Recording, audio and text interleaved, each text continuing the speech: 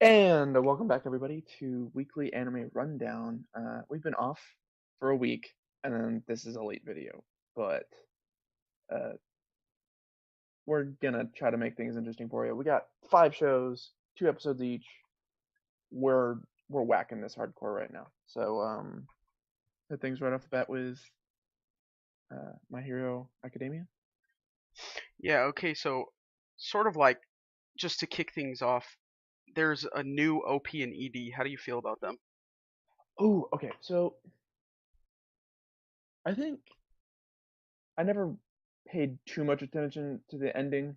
Um, I think the first time I listened to it and it was really really good, and the second time I got pulled away like from the video as it was ending. But the new opener, it's nice. I really like it. I think I kind of prefer it a little bit more than like the first season, but the first opener to the second season is by far my favorite and will probably stay that way. That's pretty Um, much exactly my thought on it. yeah, but second comment is actually just kind of like a little tangent I have.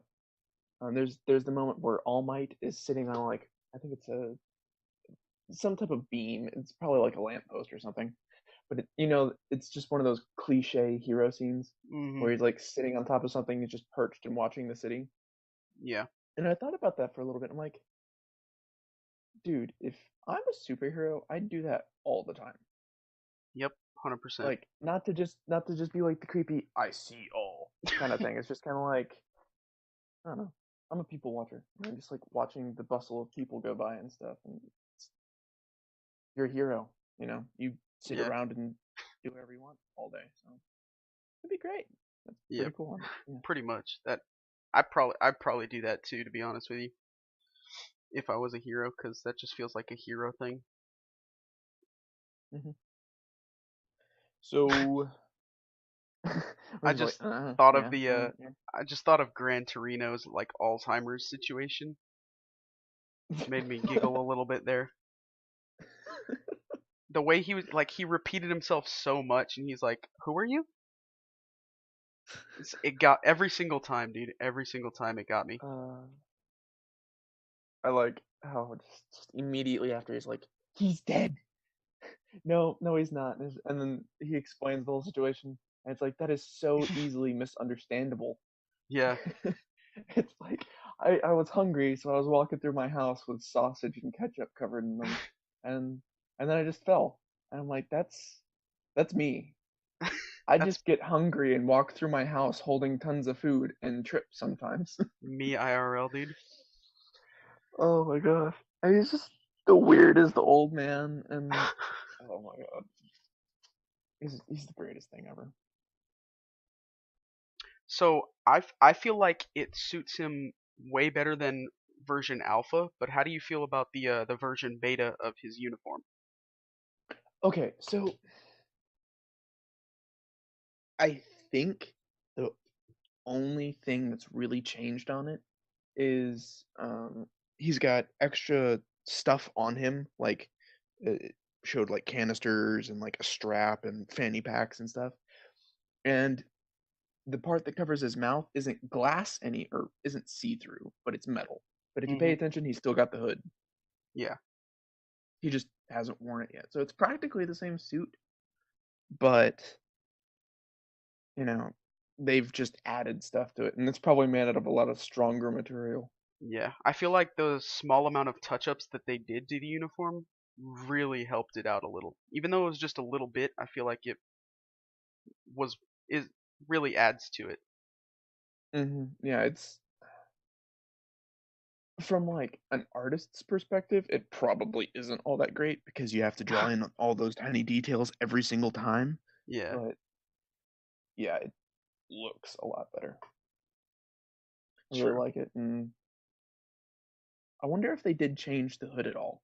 You can't really tell because it's all like wrinkled up on his back, but Yeah. I'm sure we'll find out at some point.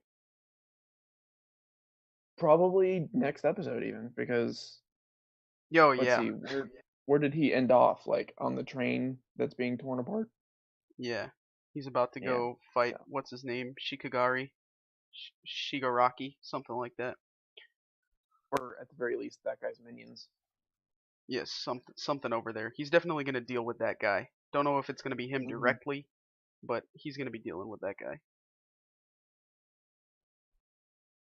So let's talk the pro hero and the intern like combos.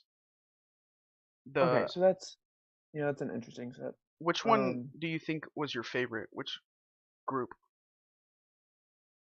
Damn, that's gosh. All right, so first I'm gonna start off with Iida.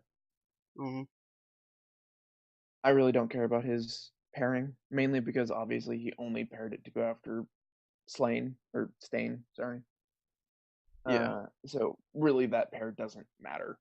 I get the pro hero. He's like trying to be all charming and like friendly and stuff to him, and trying to like, hey, I exist here, not just your revenge. But yeah, Ida doesn't give a crap, and he's totally ignoring him the entire time. exactly. And then we go, and then he actually meets Stain. So Can't wait for that, dude. I feel like Ida is just gonna get his ass handed to him, and then Stain's gonna walk away. Yeah, and speaking of That Iida, or Midoriya is just gonna come crashing through that I can see that happening. because they are in the same city now, and Stain's sitting there complaining about how the other people are totally noisy, but Midoriya just makes a mess of everything. Something's gonna happen in that fight, and the odds of him just literally landing on top of Stain are probably about 80%. It's Of just definitely like that possible. exact thing happening is probably like an 80%. Yeah, for sure. But I think Iida is changing his name now to Yeah. Inganium. So yeah, I think he's officially Ignium now. Yeah. I It's what Ignium, right? I kind of yeah. I mean something like that. Inganium. It's a Something like it's that. got But like three continents together twice, so I mean it's hard to say. yeah, it's but yeah, but he's definitely changing his name to that now. yeah. It's the family name. I kind of figured it would happen at some point, but I was just trying to figure out when he would do that. Yeah, same. Like it's a given. He's gonna do it, but Yeah, it just not makes entirely sense. sure when. I feel like now was a good time to do it also at the same time because it's going to be like his first sort of like hero battle against a villain type of thing. So I feel True. like this fight Because against Stain even is going like to get his name before, out he there. wasn't there when everyone was fighting the villains. Yeah, He was the one that ran and got the message out. yeah. Like this fight right here is going to determine what everybody Yeah, it's knows you as because it's definitely going to be a big fight. I'm really interested to see how the next episode's gonna go. Yeah, me too, honestly. But going back to The pairs. the favorite pairs and whatnot, I think that first off, I just want to point out that Tetsu Tetsu and Kirishima, I'm so down with their friendship, bro. They're so good together. They I really enjoy that group right there.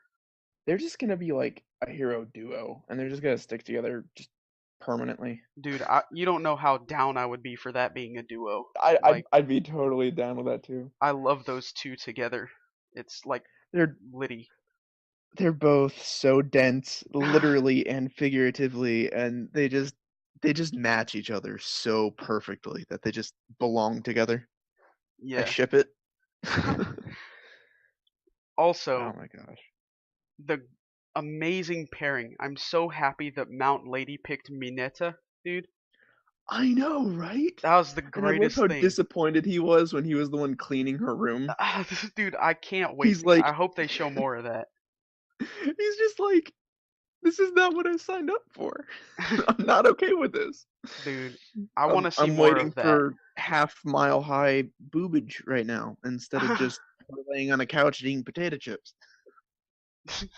That's probably all he was Uh, thinking about too. oh, seriously, that's all. If he got hired by her, that's all he's thinking. Yeah, exactly. Oh my gosh, But I love that guy. in all seriousness, I think that my favorite combo is Best Genius with Bakugo because I think that dude is gonna set Bakugo straight with all the BS that he thinks he's the greatest and all of this other stuff that Bakugo I think needs to it's gonna figure turn out. out weird. I think it's gonna get bizarre. It's also going to be very strange, but I think the strangeness of it is where Bakugo is going to learn, okay, that's really weird. Maybe I shouldn't do this particular thing type of situation. It's going to be really weird, but I think that somehow low key it's going to work and it's going to set Bakugo the right way.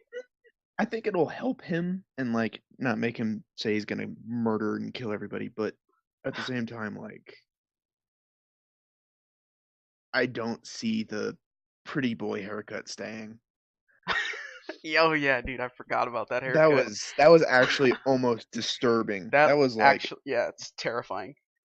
I was like, no, just fix his hair, fix it, make it different, or shave it off, or something. Just He's don't, not the not same that haircut, person. not that haircut. Oh my gosh. I so overall, I'd probably say my favorite. Ooh, Ooh, I don't know what my favorite pairing is, and I forget their names, which makes it even worse. But the girl with the earjack ability, Jiro? yeah, her and her pro hero. I thought that was a great pairing, just because like I don't know, they seem to fit pretty well. They're both they both can easily cause a ton of destruction. Her Yeah, because she just blasts sonic waves at everything, and him because he physically destroys it. And I don't know, their personalities just seem to mix. true. So I definitely say that or Midoriya. Those Yeah, two pairs just seem the best. All the yeah. other ones are kind of comical, or they're like, oh, that's reasonable since they signed up for there. But I think those two kind of just seem to gel the best. And then there's Bakugo is just like I'm uncomfortable with that. Like Yeah, that's that's just getting that's a slightly awkward. really weird situation. But I mean, can we He point put out? himself in it. I Can we mean, talk about Gunhead real fast? Cause Gunhead is like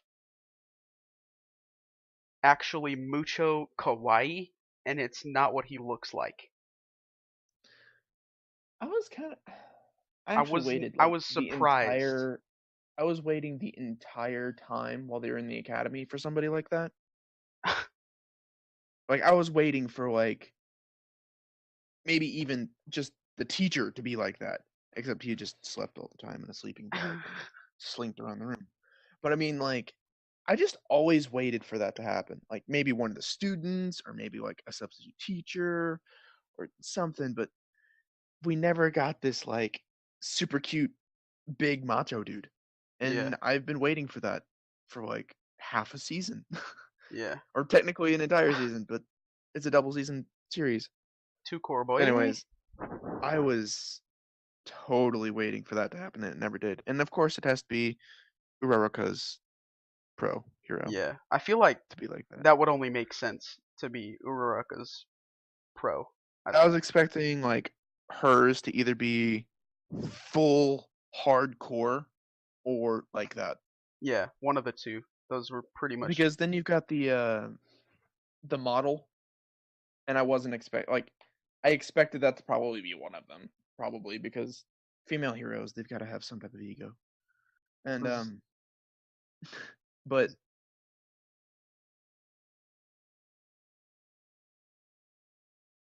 yeah. But Oh, sorry. I just lost my train of thought. But I I totally didn't I knew that that wouldn't be like for her. She would either have like a totally hardcore person and she'd like freak out the entire time, or like now and she's just fangirling the entire time. yeah, Just cuz that's totally her. She's just like, "Oh, he's so cute." And then yeah.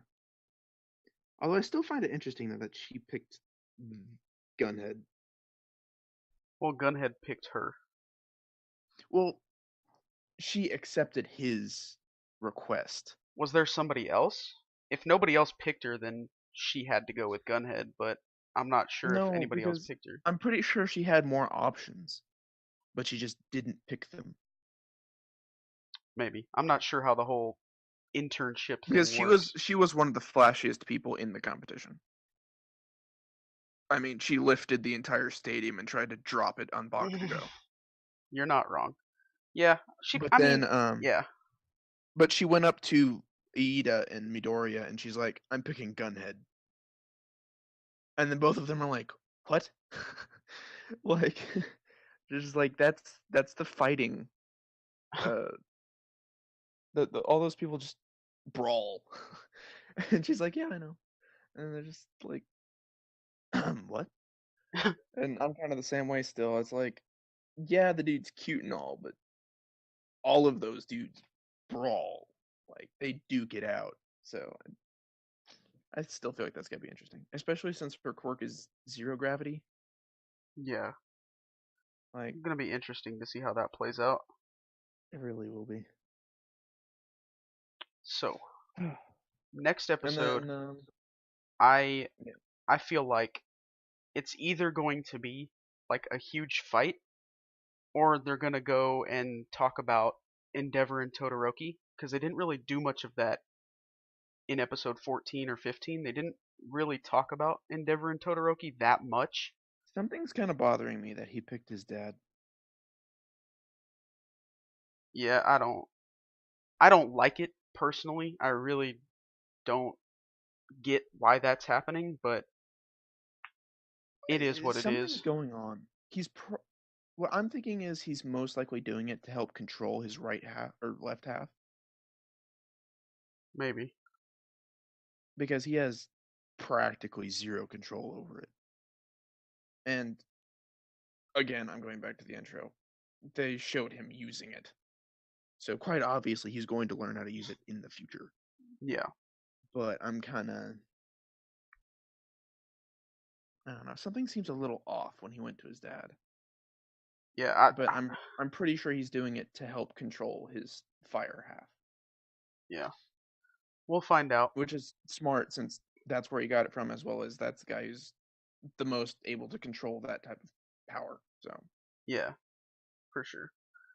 We'll find but out I'm though. also kind of sorry, but also on another note, I kind of I know we've kind of veered off from it, but I'm kind of interested about how he's reproaching his mother, reapproaching his mother, because the last time was before the 1 week hiatus, and he went into the hospital room with his mother, and then that was it. Unless I missed something, that was all that happened. No, I think that was it, honestly. And But I'm I really I kind think of he's trying to renew his like issues because he's had issues with his mom. So I think he's trying to patch everything up with his he's family. trying to mend the wounds, try to get Although good with I'm everybody. not entirely sure if he's trying to do that with his dad. I don't think that's. I think he's given up on trying to be, his dad's kid. But he's working with like his siblings and his mother. Yeah, we'll Plus, I see. like the hairstyle of the other kids.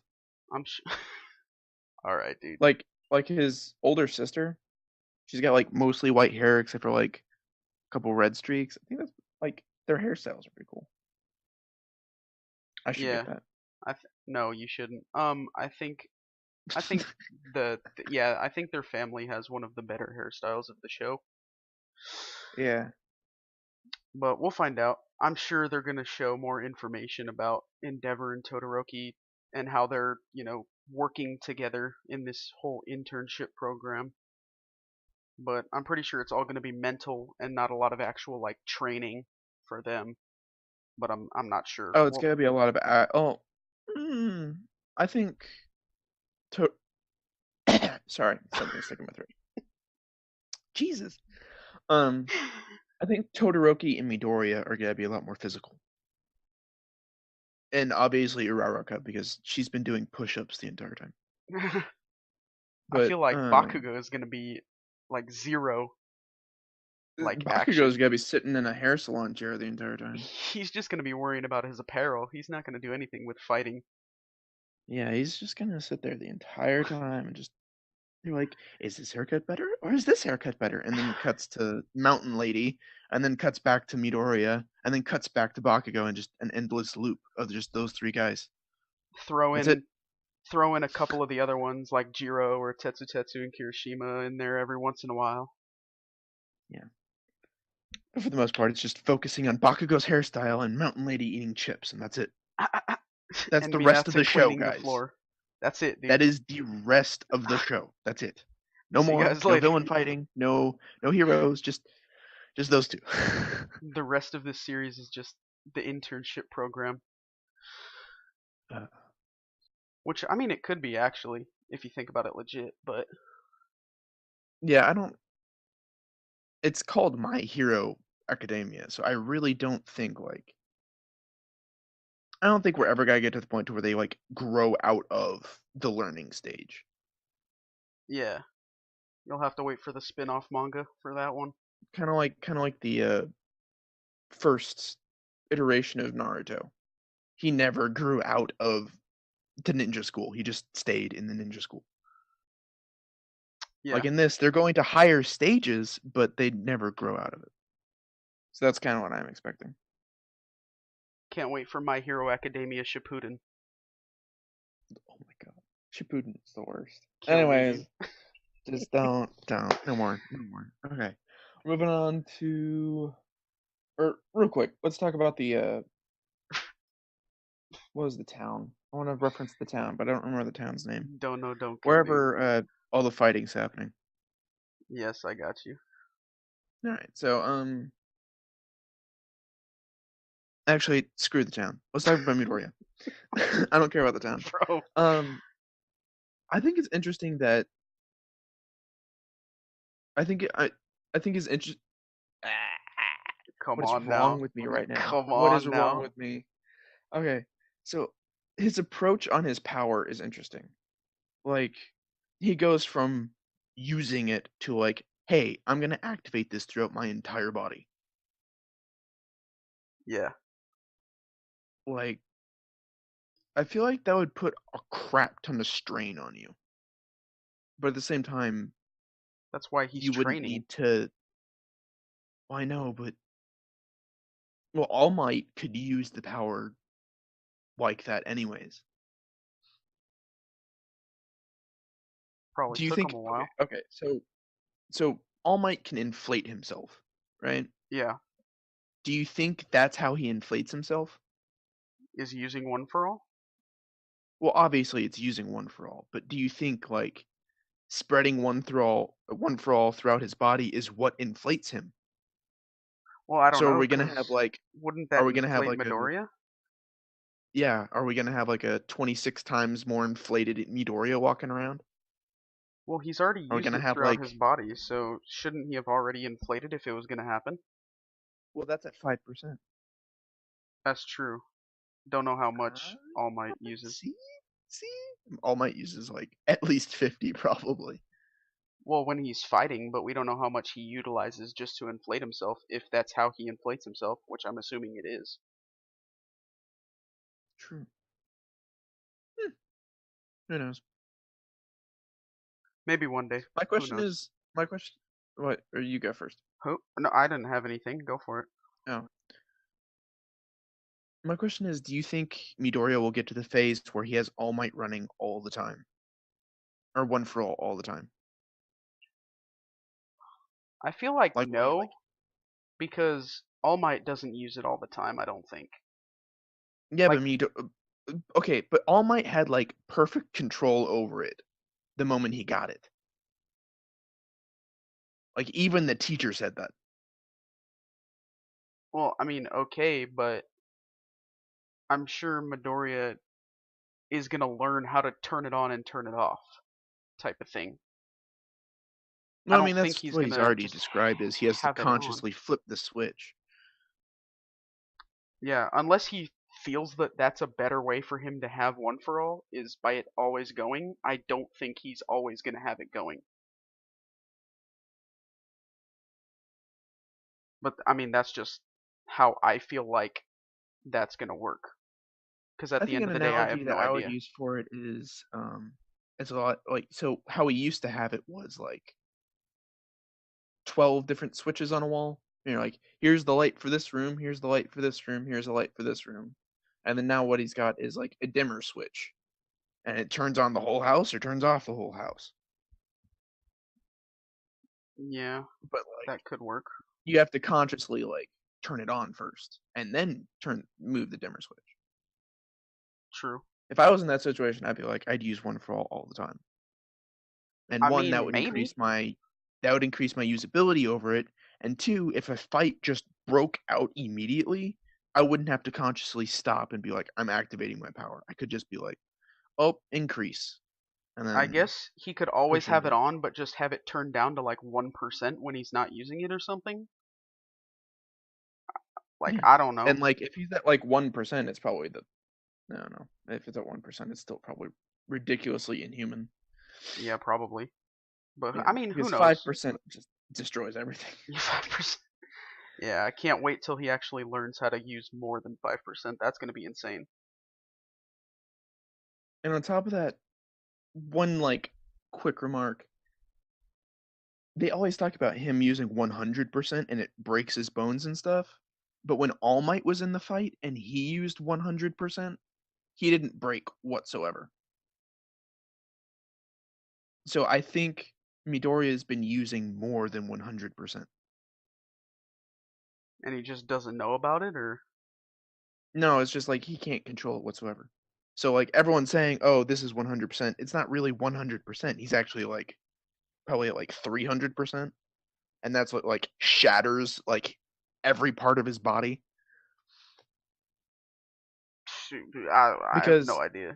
in the fight that All Might was doing, he said he goes over 100%, and afterwards he was completely fine except for he was like dead tired.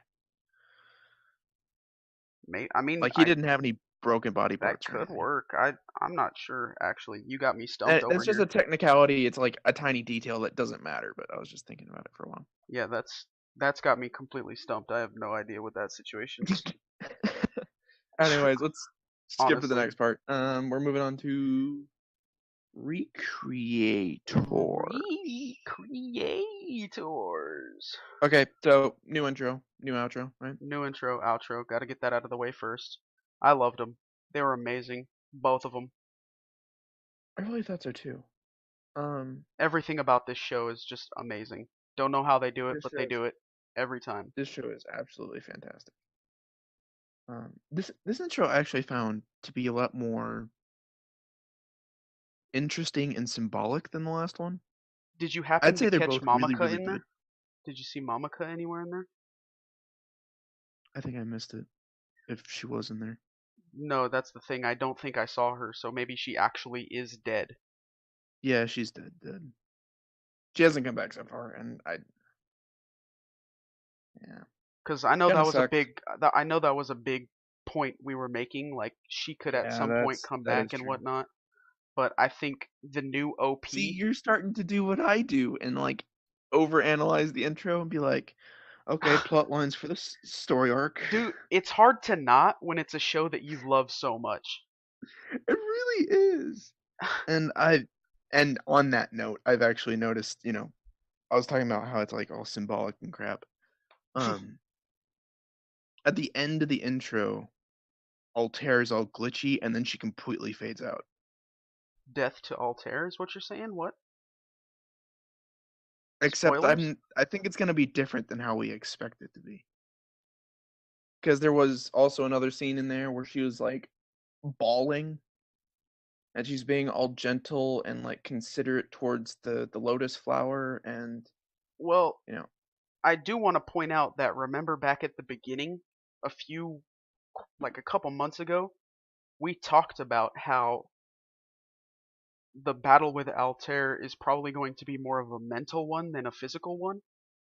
no, it's definitely gonna be physical Well, no, it's going to because have physicalities. Don't worry. they're setting up the Thunderdome from Yeah, Mad Max. it's going to have a lot of fights, but I feel like the fights won't defeat Altair. I think it's going to be the words that'll actually defeat her. You know, do you kind of Mm, see what I'm saying here? I get what you're saying, but I still disagree.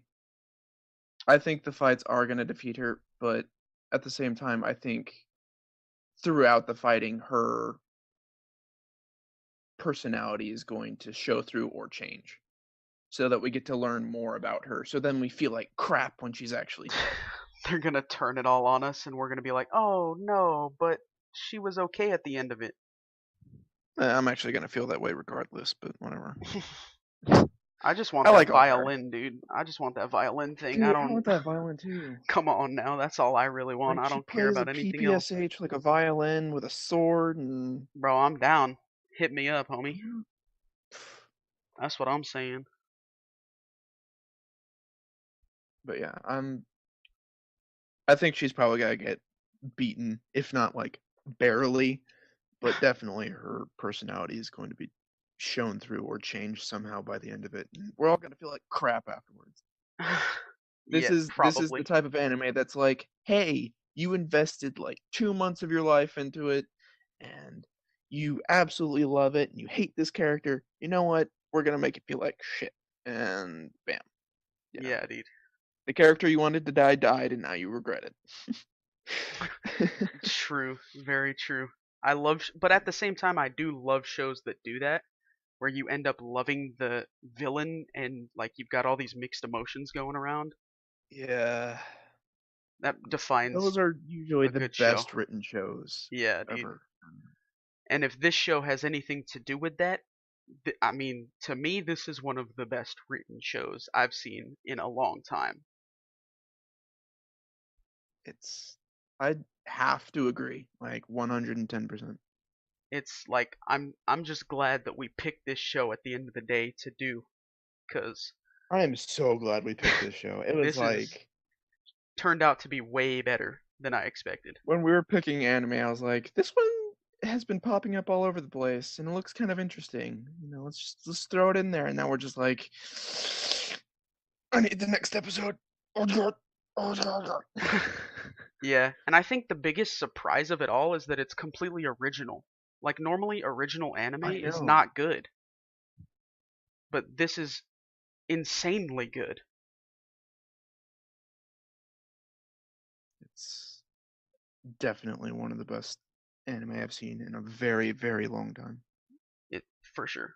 So, let's talk about the two new characters we have and how do you feel about them type of situation. We've got Okay, so Hoshikawa I'm gonna focus. and Sho. Tochikawa is the girl from the game, right? Yeah, she's the pink-haired thingamabob. Yeah, I'm gonna focus on her. Um, I love her. All she's right, dude. she's cute. She's funny. She's She's annoying quirky, AF. and you know for a fact she's gonna be like the ditzy, etchy girl. But at the same time, everyone is seeing her as the R-rated thing she is in the game. Yeah. I feel So like it's just she's more like of a replacement for Mamaka, to be honest with you. I, I don't think she's a replacement for Momoka. Mainly because it's obvious they were going to add more people in the end because they're physically running out of people to kill. Because the instant all of this shit hits the fan, or even probably before then, people are gonna be dying. They need more actual people to kill off for the show to last longer. Yeah.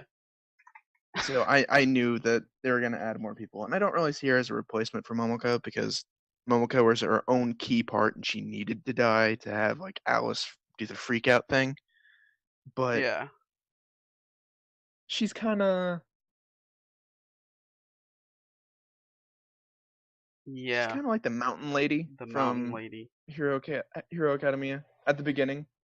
You know, the mountain lady shows up, and she's the first comedy relief we got, Yeah. and she's like walking around with etchy things about her, and she's just like bouncing all around in every way, and freaking yeah. So she's not bad, but She's she really can get annoying. annoying. She is She super can get annoying, annoying. dude. I don't know what you're talking about. She is the most annoying character in this show. That's fact. There's fact right there, boy. For sure. I So how do like you her. feel about Sho? How do you feel about him? I'm actually not too sure yet. Um, I definitely want him to show up more often so I can like get a better feel about him because So, because what we know right now about him is that he's in the story. He's from Yuya's story, and he wants to fight Yuya. So I'm not entirely sure the whole backstory between them, but they look kind of similar, and they're from the same story, and they want to fight each other. That's all I know. I'm not sure what that means, but that's kind of the basis of the situation. I guess my best comparison for him would be Blitz. Um, he seems really interesting and he's like kind of intriguing to me, but at the same time, I've got practically nothing to go on. Yeah, pretty And then much. after like each episode he shows up in, I like grew attached to Blitz. Yeah, and Like I'm Blitz sure. is probably still one of my like favorite characters for like all the little details he has. Yeah, And it's probably gonna be the same thing for him, but as of right now, I'm just not totally sure. I'm yeah. kind of on for Blitz, I was more on the side of like, oh dude, I absolutely will love this man. I know this. And for this guy, I'm more on the fence. I'm like, I could easily go either way. Yeah, he I'm looks just gonna have to very keep interesting. watching to make to see where I'm gonna end up.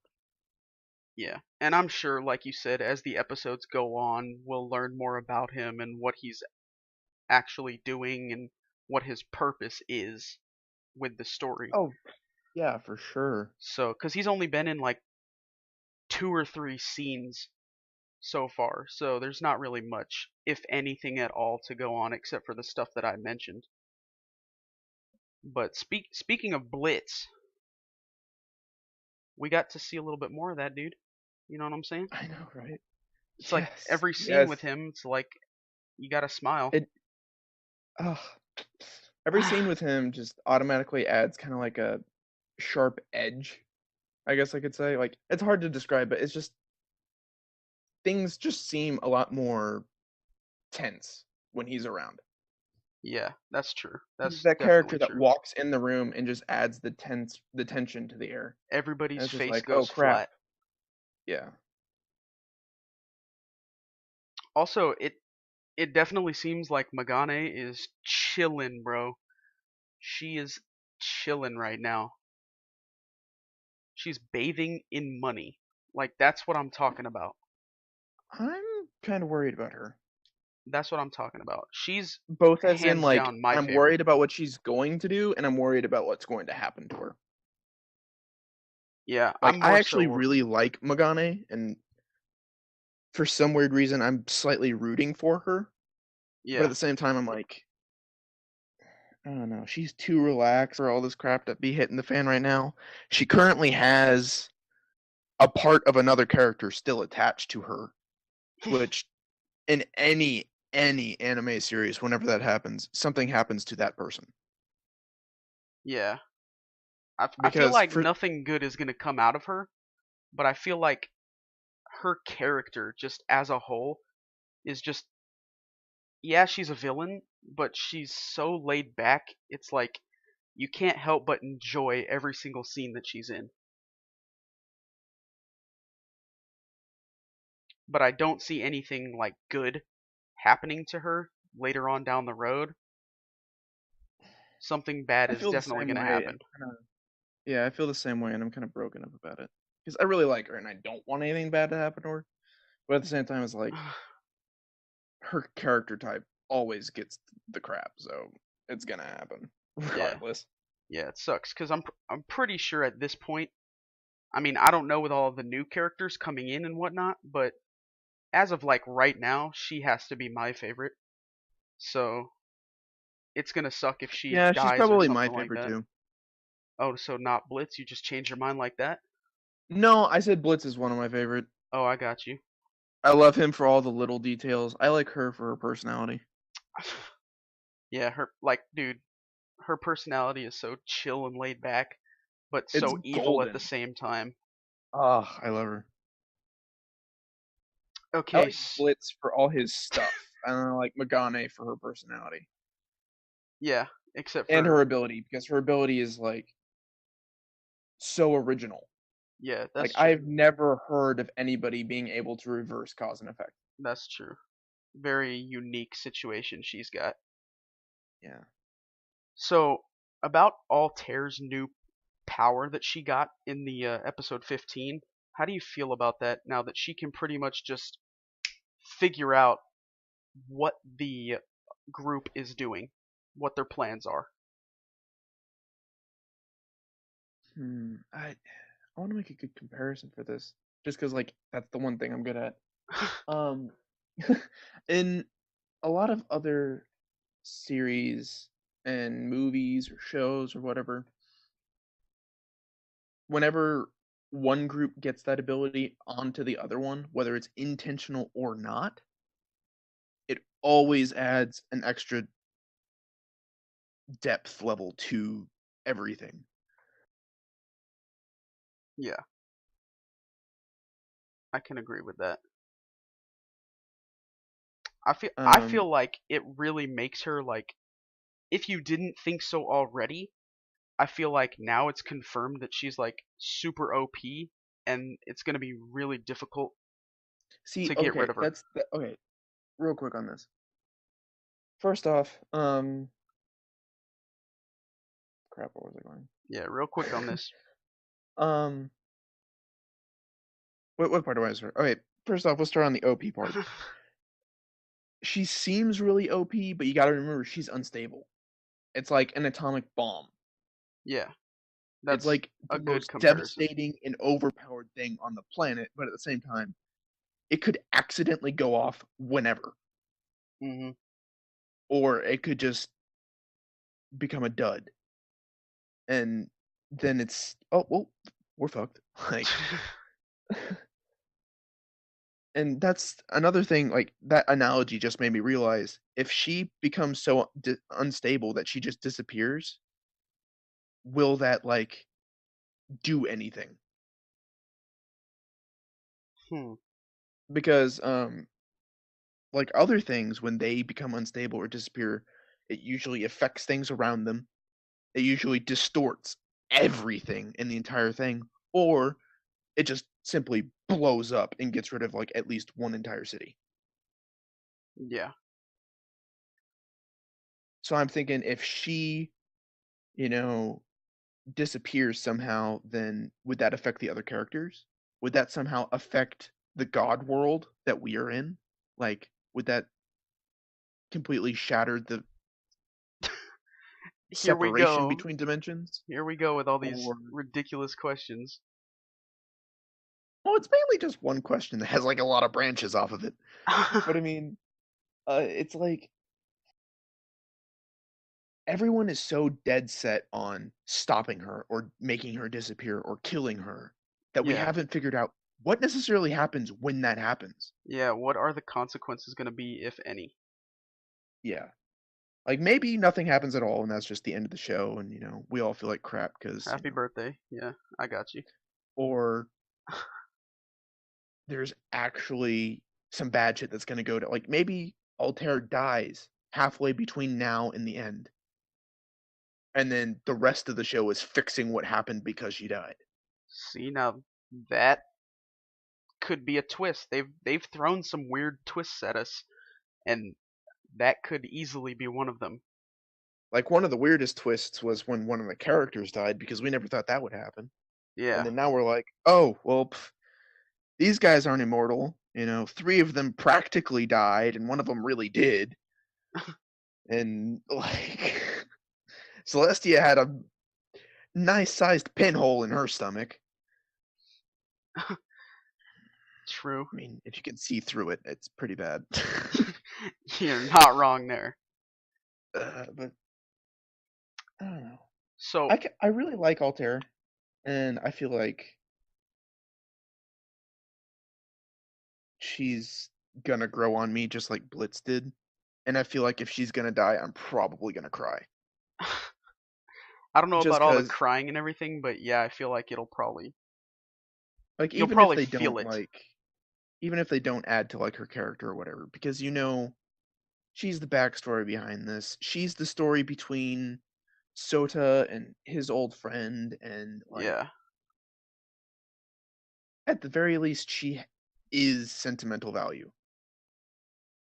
to the characters, and she should be for us. And that's the kind of stuff that hits me. Yeah, for sure. I got you, dude.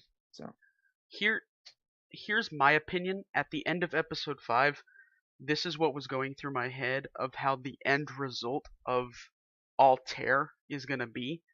I know we discussed it like a few minutes ago, but I feel like at the end of the day, I feel like Altair's plan is going to be, in order to end the world, she's going to have to kill herself. And I feel like it's going to be like this whole thing where she's not, okay, just because her whole thing is she wants to end the world, right? yeah. And I feel like the only way for her to actually end the world is to kill herself. Okay, so real quick on that note, um, last time she did this, when she summoned a clone of the mech, and she started doing all the crazy shit to all the characters, and she was like going all out with her abilities, and she saw that she was going unstable. Her reaction to it was completely, I don't care. Like it was completely, it's like me when I'm seeing myself fall. Like, oh, well, that's happening, and it almost. I don't quite remember what she said, and I feel like it was along the lines of, "This is too soon." Yeah, But that's at the very least the vibe she was giving off. And I feel like, yeah, probably, to destroy the worlds and everything that she wants to just obliterate, she's probably gonna have to end up dying herself. yeah, I feel like that's going to end up being the only way to actually achieve what she wants is she has to kill herself in some way to get whatever she wants out of the world. You know what I mean? What she wants out of the world is No world. destruction and death, and I mean, you reap what you sow. So, True, true. You right, you right. Okay, so final thoughts here.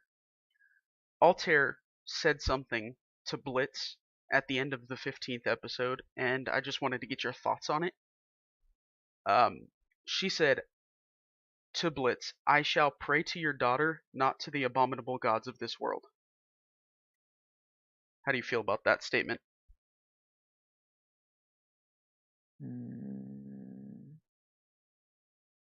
mm, Hmm. I feel like I could make like 13 different connections to all the crap we just spewed out 5 minutes ago. Um, so one take on that could be a lot like what we just said,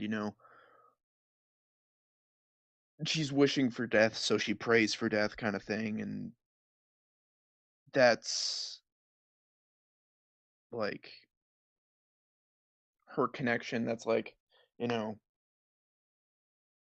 some people, after family members or friends pass on, um, they pray to those family members because they're like, oh, they're watching over me. Or another way to take that would be like, I only care about fellow creations rather than the people who created us. True. Basically, at the very, very least, she's stating the fact that I don't see these gods as gods. Yeah, I guess if you want to get down to like the nitty gritty stuff, that's probably the basics. But at the same time, on a slightly side note that's not totally connected to what she said to him, I'm like almost 100% sure Blitz knows everything that's going on. Like he Maybe. knows her end plan. He knows like she is trying to destroy the world. She knows like he knows everything that she is planning to do and she's going to do and everything she probably knows. I feel like Like he that kind of probably makes even sense. knows that she killed Mamoka. Like he probably knows that too. Yeah, I feel like that makes sense because Blitz at the end of the day is pretty much Altair's right hand man type of thing. So I wouldn't be surprised if Blitz actually did know all of the ins and outs of Altair's plans and whatnot. Interesting. So, Yeah. do you have any And ideas for how next episode's gonna work? actually, I have no clue. No clue. Because it's recreators, and that's pretty much how every episode is you have no idea what's Like gonna at hit this you. point, they could either immediately jump into all of this stuff kicking off, or they could do other filler stuff, or maybe they could focus on things they haven't done up until now. And the best part about They, the filler stuff is you can call it filler stuff, but the filler but it's really stuff not. actually matters a whole lot in this show. It's not just filler. Yeah, it's not like Dragon Ball Z where Piccolo learns how to drive a car. Like, Oh yeah, that's a good one. but it's like, hey, Megane is sitting over here doing this, that, and the other thing. Turns out 5 episodes later, oh, that's how she kills 12 characters. like, Yeah, like, like even the little things all just add up and matter in the end. dude, It's everything absolutely crazy. matters. Every single little detail matters in this show, and I love it. All right, boys, or whoever, let's get into the next show we've got, which is Kakegurui, or better known as Compulsive Gambler in the US. All right, I'm gonna let you take the reins on the first episode because I'm like super crazy about the second episode.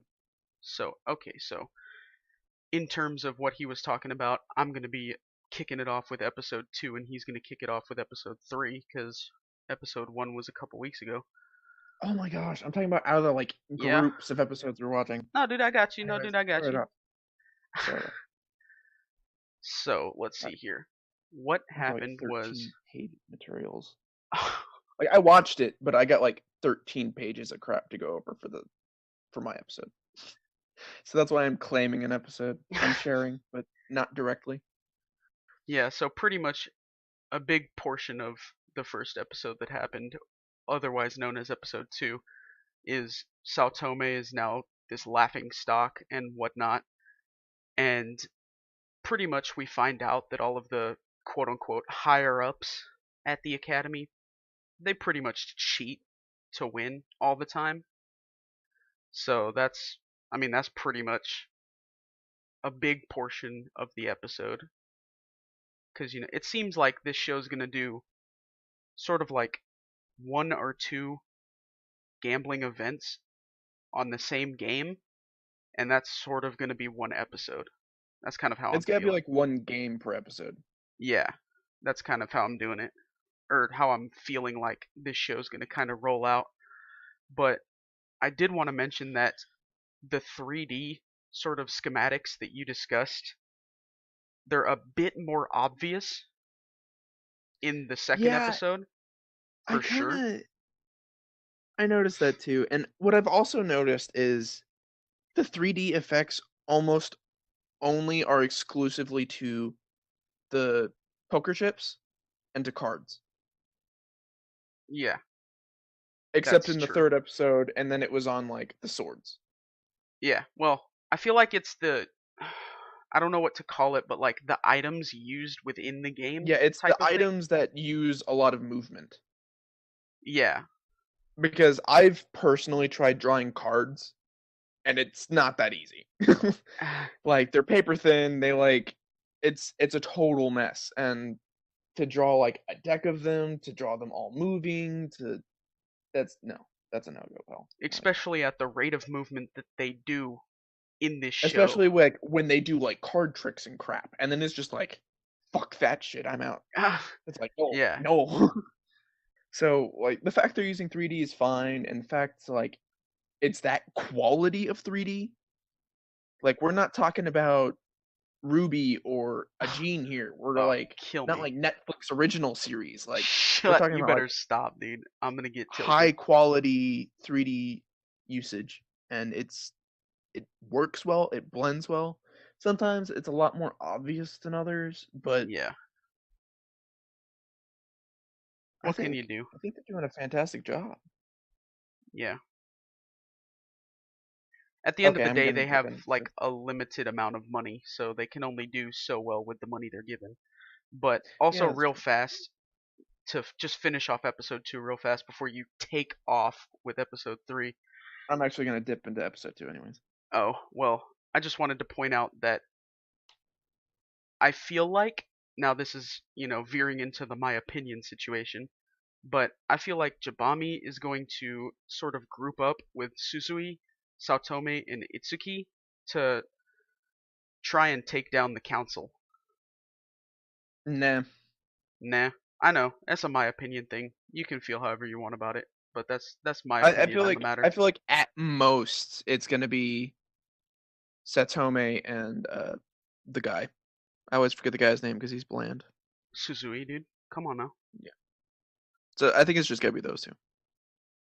I think there's more to it because I don't want this show to be just bland like Susui, like you said. But I feel like there's Well, obviously should be Suzui's more. gonna be in it because he's the narrator. Yeah. Oh, He's yeah. gonna Well, lead yeah. the group, hundred but percent he Suzui's gonna will be in not it. do any gambling Yeah.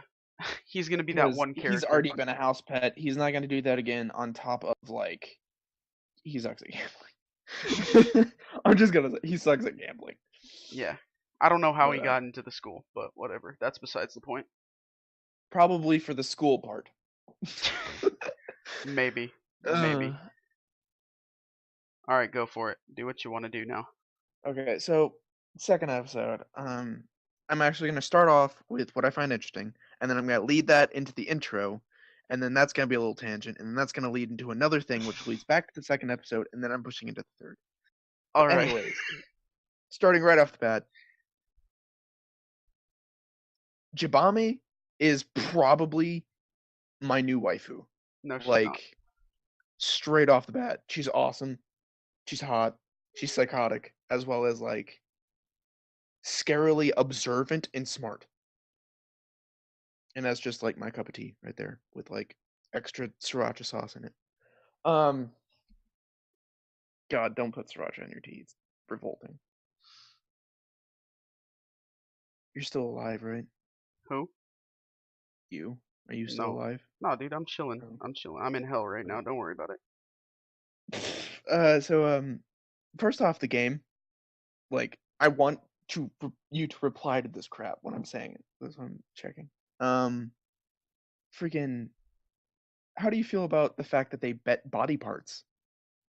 Dude, you know what?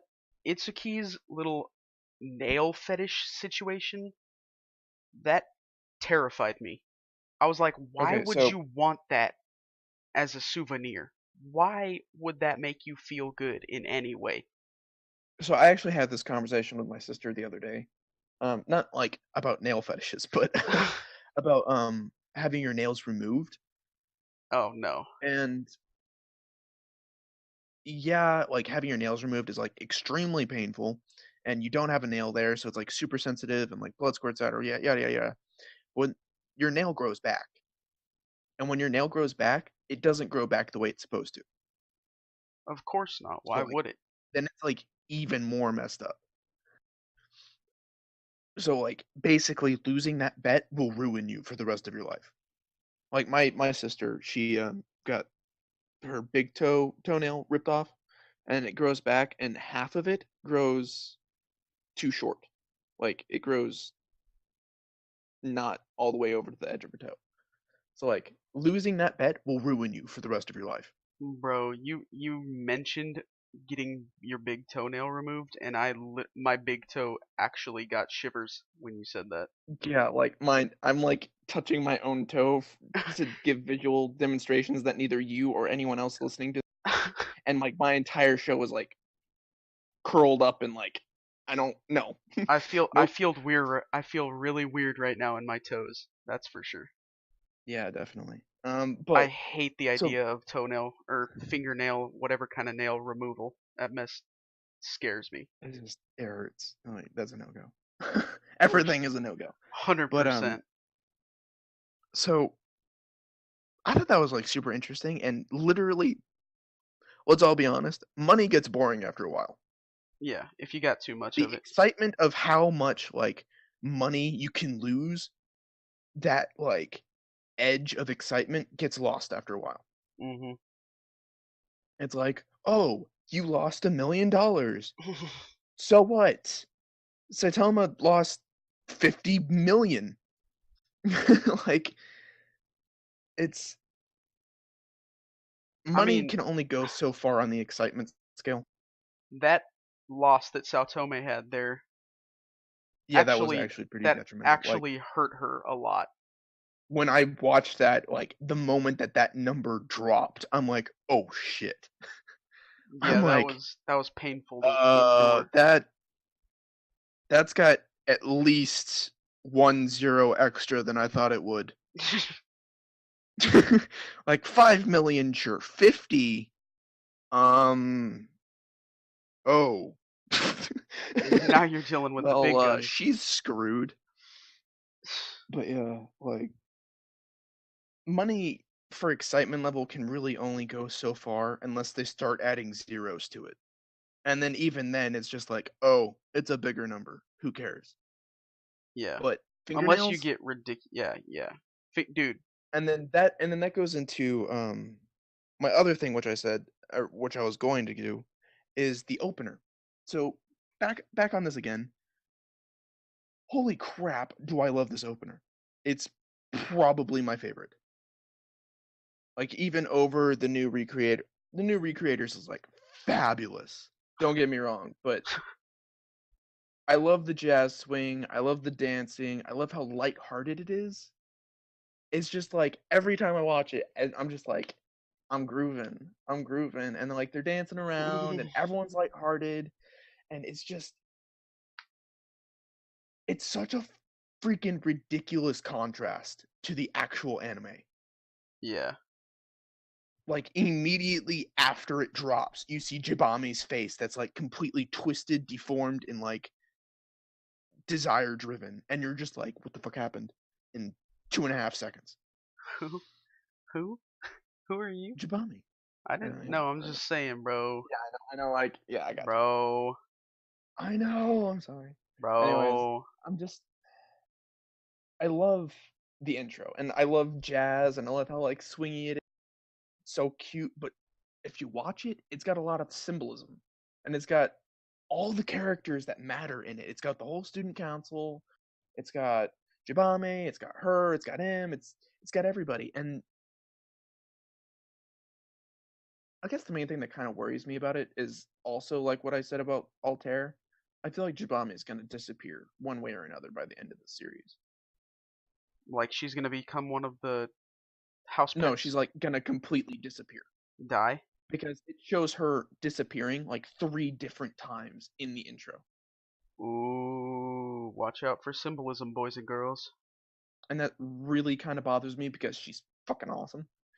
But at the same time, uh the other thing I noticed was the psychotic chick. She's got piercings all over her face and the eye patch, which I think I'm going to like her too. I've got a couple reasons for that. But you always see her with a revolver.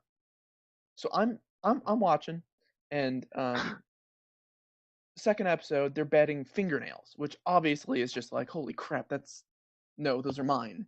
Yeah, don't Then you touch think about it, my it's like fingernails. every one of these is gambling. What's another version of gambling? Russian roulette, Kill yourself. What's that played with? dude. A revolver. Oh my gosh, like, and she's on the student council, and I am like so freaking out. I'm like, oh my god, Russian roulette, this is gonna be Ah, exciting. ah, ah. I'm like so excited because Russian roulette's probably one of my favorite gambling games ever. It's It's pretty entertaining to watch. Not gonna lie. click, click, click, click, bang. Bang. See you Anyways, later, bro. I'm just, I'm really excited when she starts going up against the student council. Like she's already done that twice now. And there's probably gonna be a lot of fillers because there's not enough people on a student council for like an entire season, let alone probably a full series. Since I think the manga's still going, isn't it? It might No be. idea. Anyways, I'm just,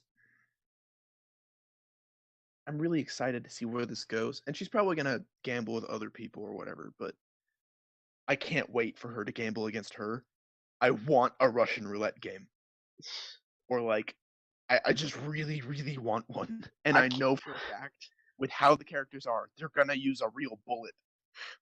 probably, but I can't wait till Jabame uh gambles against her and it's not Russian roulette and it's just like a game of cards or something and it ruins the mood completely.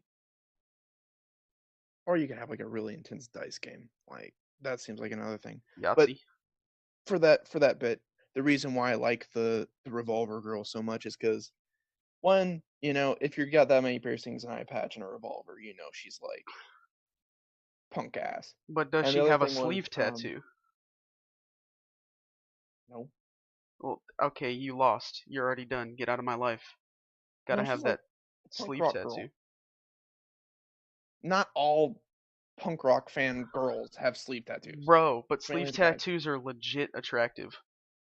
That is actually pretty true. Anyways, when they were in the student council and like everyone was just doing their own thing or practicing their cheats or whatever, the just a brief moment as they just like glided around the room, you could see her and she's like passed out in a chair with her head slung over the back of the chair and she looks bored out of her actual mind. And I was just like, yeah, that's my kind of character. It's Sounds just good. like the sadistic, psychotic, crazy person who puts their own life on the line and is bored every other time. It's like those are usually the characters I root for. So Yeah. she's just like all around. I love her. And then that was me going back to the intro and talking about her. But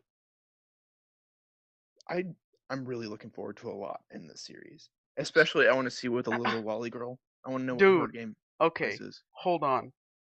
She needs to get out of the show. She is the worst Who? character I've ever come across. Who? The little girl in the stupid orange outfit.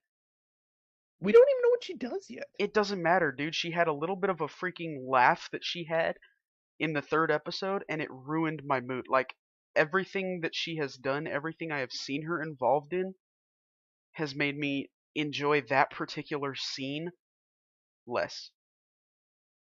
I feel like I missed out on that laugh because it's not coming to mind. It's actually really annoying and very distasteful.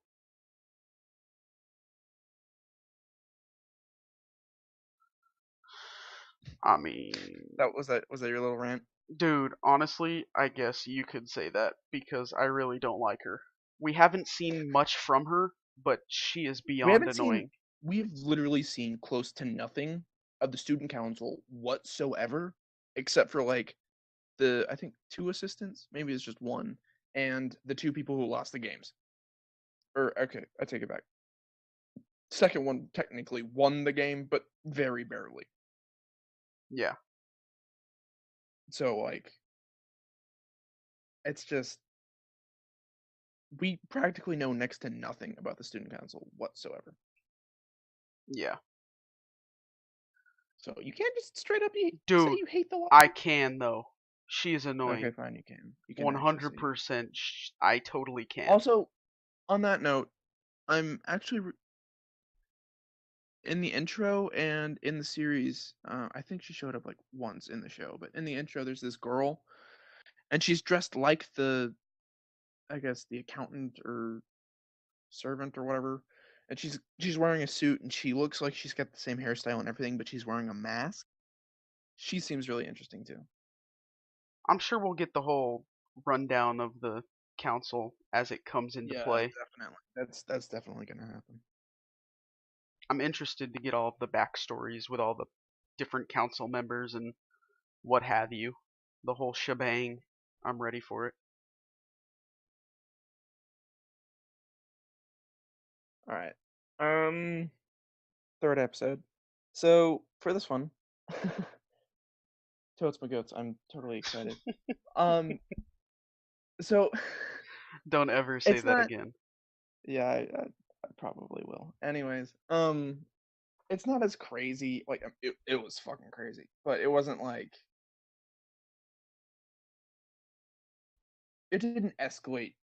It did escalate. It wasn't like the same like oh my god fingernails, Yeah, but that was crazy. it was like shit. This escalated from 0 to $5.6 billion, or was it 3.7? or was it 7 point something? Dude, It I was in don't the know. billions. It was legitimately billions of dollars. It went from 0 to billions of dollars in literally like 5 seconds. And like that's the point of the game, you know. You win or lose 30 times the amount you bet, Yeah. but at the same time, that fucking went extreme fast. Jesus. And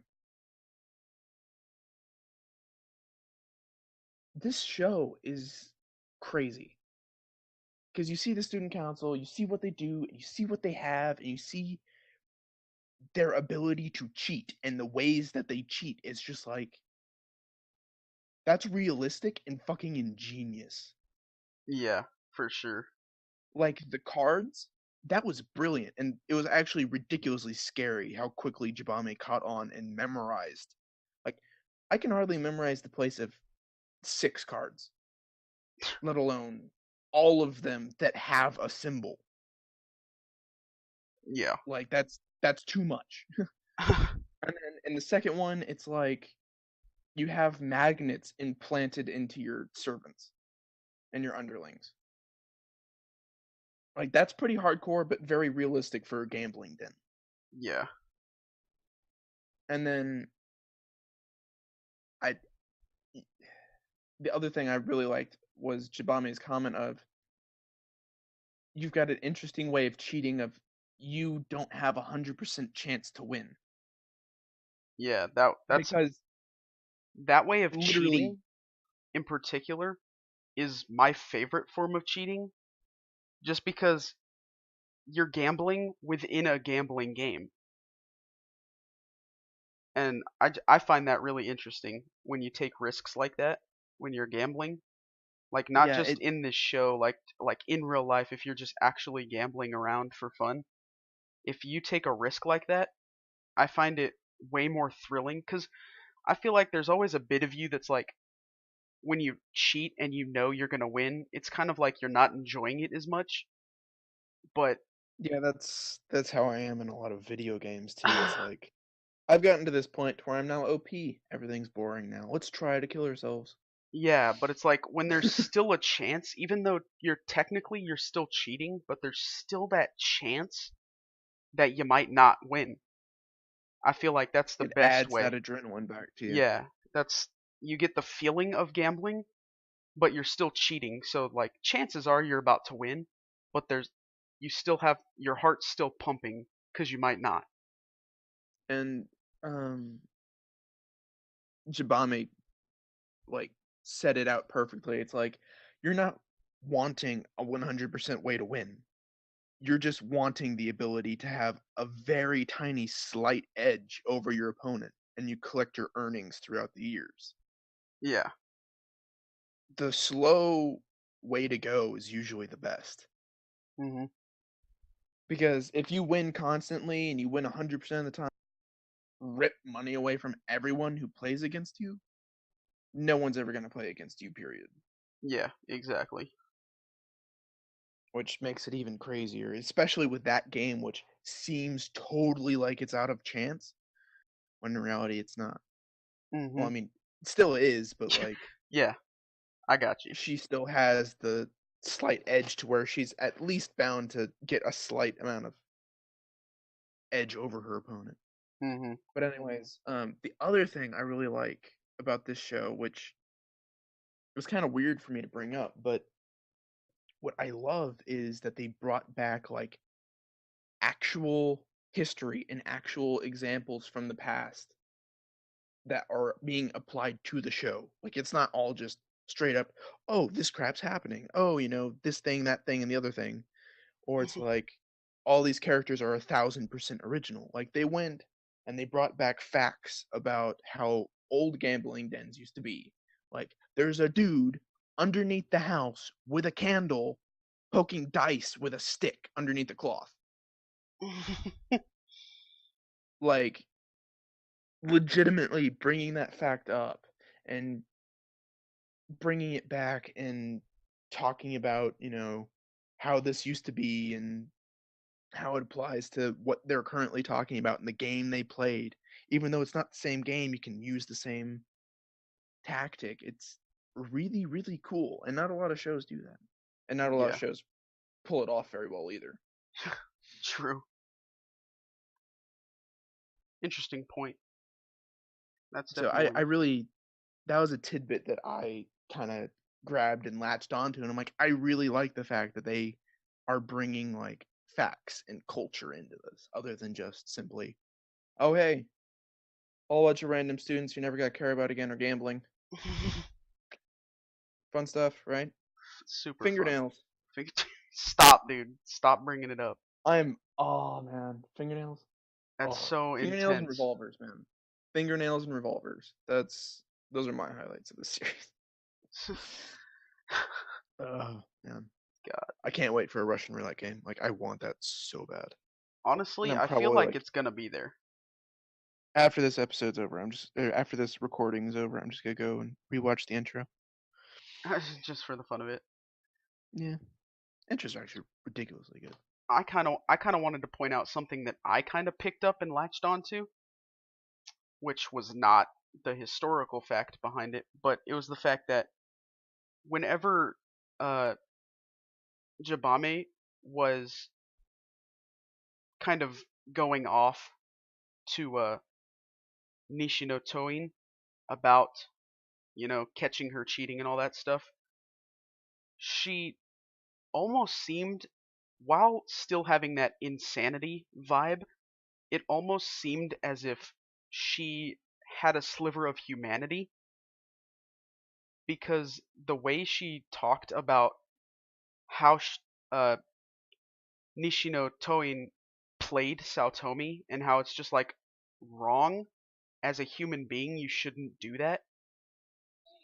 I just I like just that little tidbit I just kind of latched onto, and I was like, wow, at the end of the day she still kind of has human emotions about stuff like that. Thought it was really interesting. Mm, I I agree with you, but at the same time, I kind of took it slightly differently when I took it as like I don't know a good way to describe it, but like when two high profile, high class people are looking at each other, and one of them's just like, I hate the type of person you are. Well, yeah, she Because definitely that's she basically what she said, and she that's basically directly what they said are. that to her. She literally said, "I don't like Like, people like you." She literally said that yeah, straight to her just face. straight up is just like, yeah, I hate the kind, like, I hate you as the type of person you are. I don't know how you are as a gambler. I don't know how you are as this, or this, but I hate you as you are for this reason because you do this. Yeah. And that's kind of again, you could go into the whole like gamblers are people too kind of thing, but that's basically what Jabami is. She's a basic high school girl that is horrifyingly good at gambling and hmm is compulsive about it on like a sexual level. But Hence, that it's compulsive true. gambler. Yeah.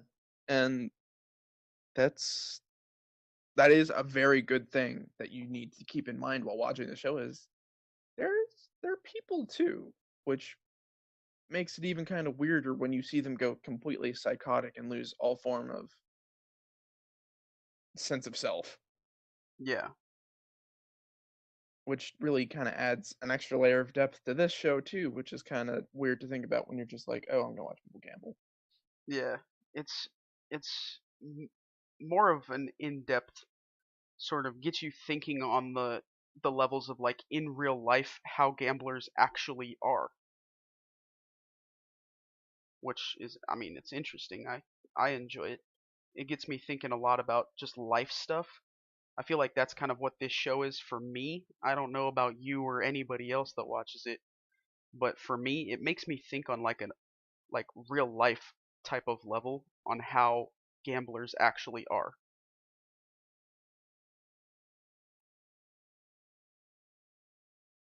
This show is only gonna get more interesting and more complex as it goes. Yeah. I already know it. I know there's going to be an episode based around that little lolly girl in a freaking orange sweater, and I I wonder know what I'm game going to she hate plays. it. Like, legitimately, I wonder what game she's gonna play. All I know is it probably her cheating method probably has to do with her sweater. That's all I feel like. I'm not positive on it because who I knows at almost the end want of to the say she day. plays some form of digital game, but I can't What, think of just because any she's a really. lolly in a freaking sweater? No, it's just my normal go-to for a lolly in a sweater would be a dice or card game. But for some reason, she's giving me the vibe of like she plays video games and stuff like that. So I feel like she'd be like some form of digital gambling, but at the same time, it's like I can't think of any digital gambling Yeah, games as well as that would be allowed in a gambling den. yeah, digital gambling is so not allowed in gambling because it's like there's so many ways to cheat in digital It's gambling. practically impossible to not go out of your way to cheat. Yeah, exactly. So And I mean, some of the stuff that they come up with to cheat with the like real life games, the non-digital games. is crazy and accurate enough that you don't even need it. Yeah, it's like if you go digital, I can only imagine the stuff they'll come up with to cheat for that. And they don't even use hacks. It's just like actual cheating, IRL. Just legit. I reach over and I touch the other person's controller type of bullcrap. It's like oh, that'd be crazy. Oh my gosh. But yeah, that's I'm really interested to see what she plays.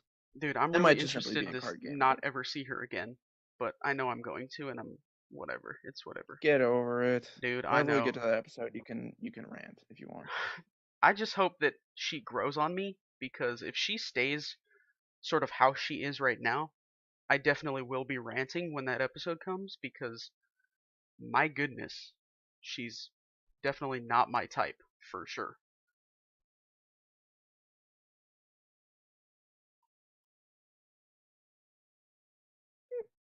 We'll see. Maybe she'll grow on you. Maybe. Anyways, maybe. Very, very, very slim, maybe. Yeah. But let's move on to the next one. What are we moving on to now? All right. Let's 18 if. 18 if. Okay, so I've got to have my little spiel. You had to spiel about a lolly and an orange thing. It's my turn. Go for it. Starting this off, I was getting the Alice in Wonderland vibe. Like before I even 100%. watched an episode, it was like this will be practically the anime version of Alice in Wonderland with a dude. The end. Definitely has that feel to it. First episode hit, it's like, bam, Alice in Wonderland. Yeah. Fucking hell yeah! Like Dreamscape, you got a cat, like You got a like cat. everything, and but there was like little details that kind of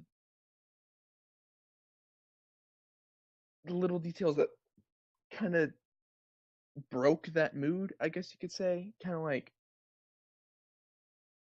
when you're in a jam and someone sprays you with a bottle of water.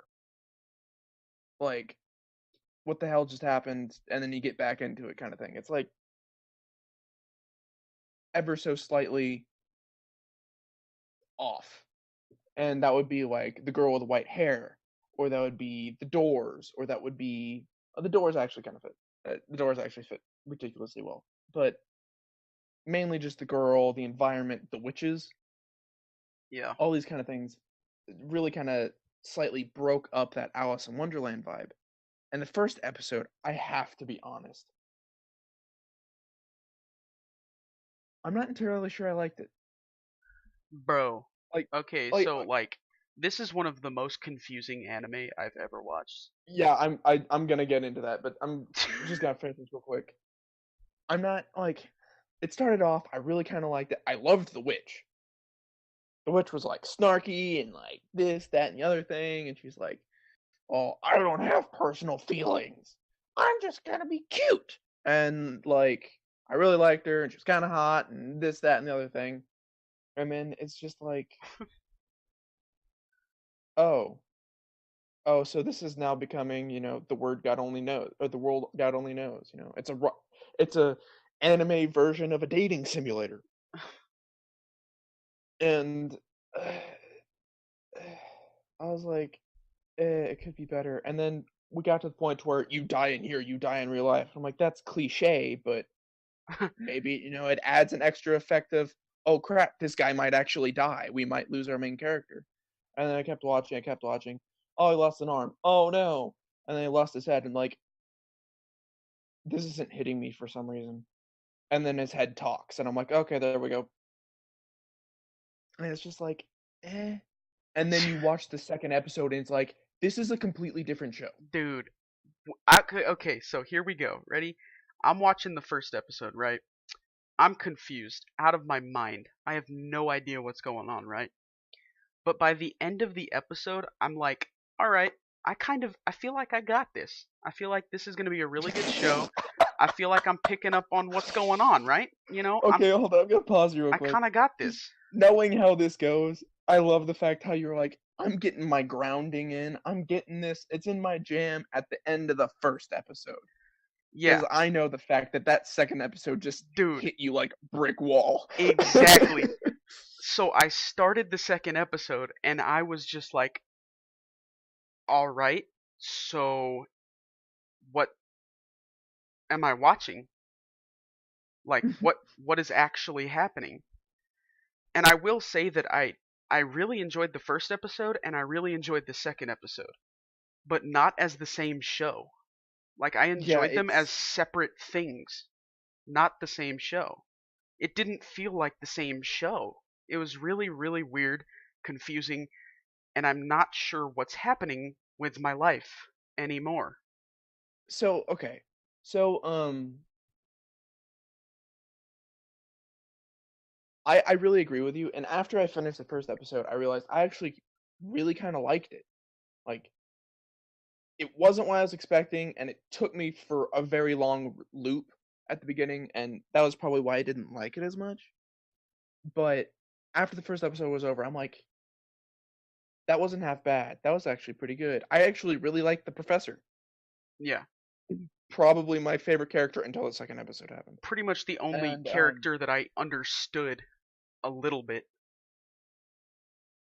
well, I'm gonna go into the whole character thing next, but and then you go into the second episode, and it's like suddenly the show legitimately just got dark, gory, and hellish Yeah. in every way, and it's like literally it was cupcakes and panda bears last episode, Yeah. and it was just the weirdest change. And then it, I really liked it, but it's like the first episode was Inception, and the second episode was like Freddy Krueger. Dude, yes.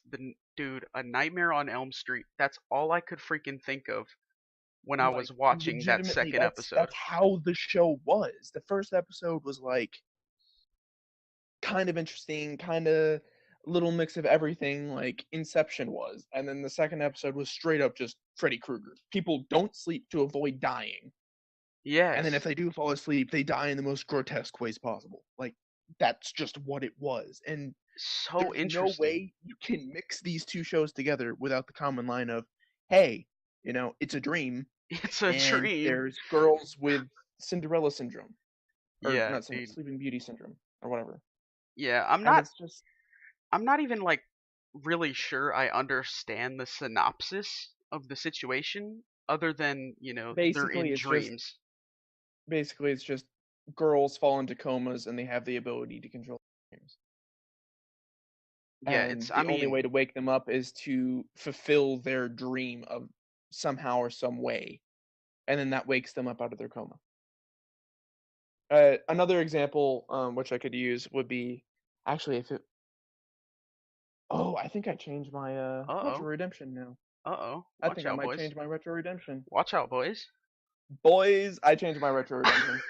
Um, I was gonna use one, and now I'm making completely another one. But if you've ever watched The World God Only Knows, It's literally a guy who's obsessed with dating simulators and video games, and then eventually he starts living in one, and his job is to make girls fall in love with him.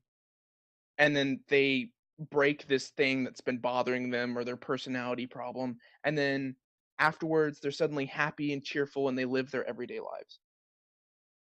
That's literally this show, but Alice in Wonderland Freddy Krueger style. See, and that's what you say. You say Alice in Wonderland Freddy Krueger style, but who knows what the rest of these episodes are about to be like? Each episode could be like completely different from the next Yeah, because it's based on each girl. yeah, it's just a dream. You have no idea what this girl is going to be dreaming about and what the You don't know situation is what going to be. caused her coma. You don't know what her trouble is. You don't know what she wants, and you don't know, her mental landscape. Like you could even just compare the rooms they were in, Yeah. and it's completely different. The first girl starts off in basically an Excel world lobby room. It's Yeah. like everything's digital and cutesy and funny, and the second girl's literally at the crime scene, just sitting on the couch with the whole room covered in blood. And it's just like, uh, okay. Yeah. It's well, that happened. Just how am I supposed to react to the situation? It's different. True. True. Basically, if I only watch the first episode and I went up to all my friends who can't stand gore and stuff and they only like cutesy things like rom-coms, I'd be like, "Oh, you should try this show." I'm glad I waited an extra week. Yeah. Psych. See you later. Because now I'm gonna go up to all my friends who like blood, gore, and decapitated people. I'm like, "Hey, you should watch this show." Um, See, just but you wait till the have to wait. second episode. Yeah, you have I to wait know. until the third episode It's to see if like you want to tell your friends that enjoy gore about it because, like you said, you have no idea what's going to be next. It could it's literally like be anything at all. maybe each episode will be like a different genre. That would be interesting. Sort of like how Recreators, each character is like a different genre. Yeah, maybe because yeah, especially now since one of them's a dating sim. That kind of thing. Anyways, um, yeah, it's like because the first one would be a romance kind of thing. The second one would be kind of like a horror kind of thing. Because at the beginning he said you have to kill the witch, and that will wake her up. Well, you know what? He hasn't killed either of the witches. That's true. But after the first time, he's like, you have to kill the witch and it'll wake her up and end all of this. And then he made the witch fall in love with him. And I'm sitting here and I'm like, okay, well then maybe it is like the world God only knows. Maybe he just has to go around. It's like a dating sim. And then the second episode happens and he's like, yeah, this girl has no emotional attachment whatsoever. She doesn't give a crap about anybody. She just wants to murder 3 men. Yeah. Bam. End of story. End of story, Like, dude. that's it. She just wants to kill people. And it's like, okay, that's totally not. Maybe he will make her fall in love with him, or maybe that's how that will end. Which she becomes interested in him in the end, at the very least. Yeah. But I wouldn't necessarily say she fell in love with him. Yeah, Maybe probably one of not. those, oh, he killed one of them for me. He's so cute, Yeah. kind of thing. Yeah. But it's not like head over heels like the first one. Yeah. So maybe he needs them to fall in love with him to some degree. Maybe that's not where the show is going. Maybe I, he will kill one of the witches. okay, I just want to say right now that if it is he has to make the witch fall in love with him, I'm done with this show. Cuz What's that? that is not my type of that's not my cup of coffee. You feel me, homie? Wait till Retro Redemption. Anyways. Retro Redemption's already spoiled. It doesn't matter. Yeah, But sneak peek. yeah, sneak peek for the past 10 minutes. My analogy, uh, which is a total coincidence, by the way. But I'm actually really glad. Yeah. But definitely, the show is nothing what I expected to be, and nothing I expected it to be after the first episode. Oh my dude, everything about this show is just like this is not what I expected. Doesn't matter at what point in time the show is happening, it surprised me. Didn't matter what was going on. Surprised. 100% of the time. Uh, this is gonna be like even more of a I don't know where it's going than Recreators. Like, Dude, and then exactly. one other thing I actually forgot I wanted to mention. What if he also has the Sleeping Beauty syndrome? What if it's not just girls? Okay, listen to my thought process real quick. Go for it. So, literally, we've never seen him in reality yet. We haven't. Think about it. At Every the time he's in his room and he looks out the window, it's the geometry crap. True. Every time. Same room, same window, everything. Every single time. And when he is officially asleep, like what they want you to think is when he's really asleep, is when he's in a witch's dream. Also true. And then when he's woken up in his room, he's sitting there talking to Lucy or Lily, whichever. And Yeah. he doesn't know she exists because when she first called him his brother, he was like, "What the fuck?" And secondly, she only exists in the sleeping world because she's probably another girl with Sleeping Beauty syndrome. And he's the only one that can see her. Exactly. So up until now, I'm pretty sure he has not woken up. Hmm. That is I very think he is interesting. another person. I think he's another person with Sleeping Beauty syndrome. And the reason why he can intrude on witches' dreams is because he's like the one guy with the Sleeping Beauty syndrome. And maybe that's why the professor And has he's such a never met the liking professor for in him. person. He said, "Come to my lab." That never happened. He just fell asleep again. That's true. Oh He wait, woke. Yeah. Well, except for the who?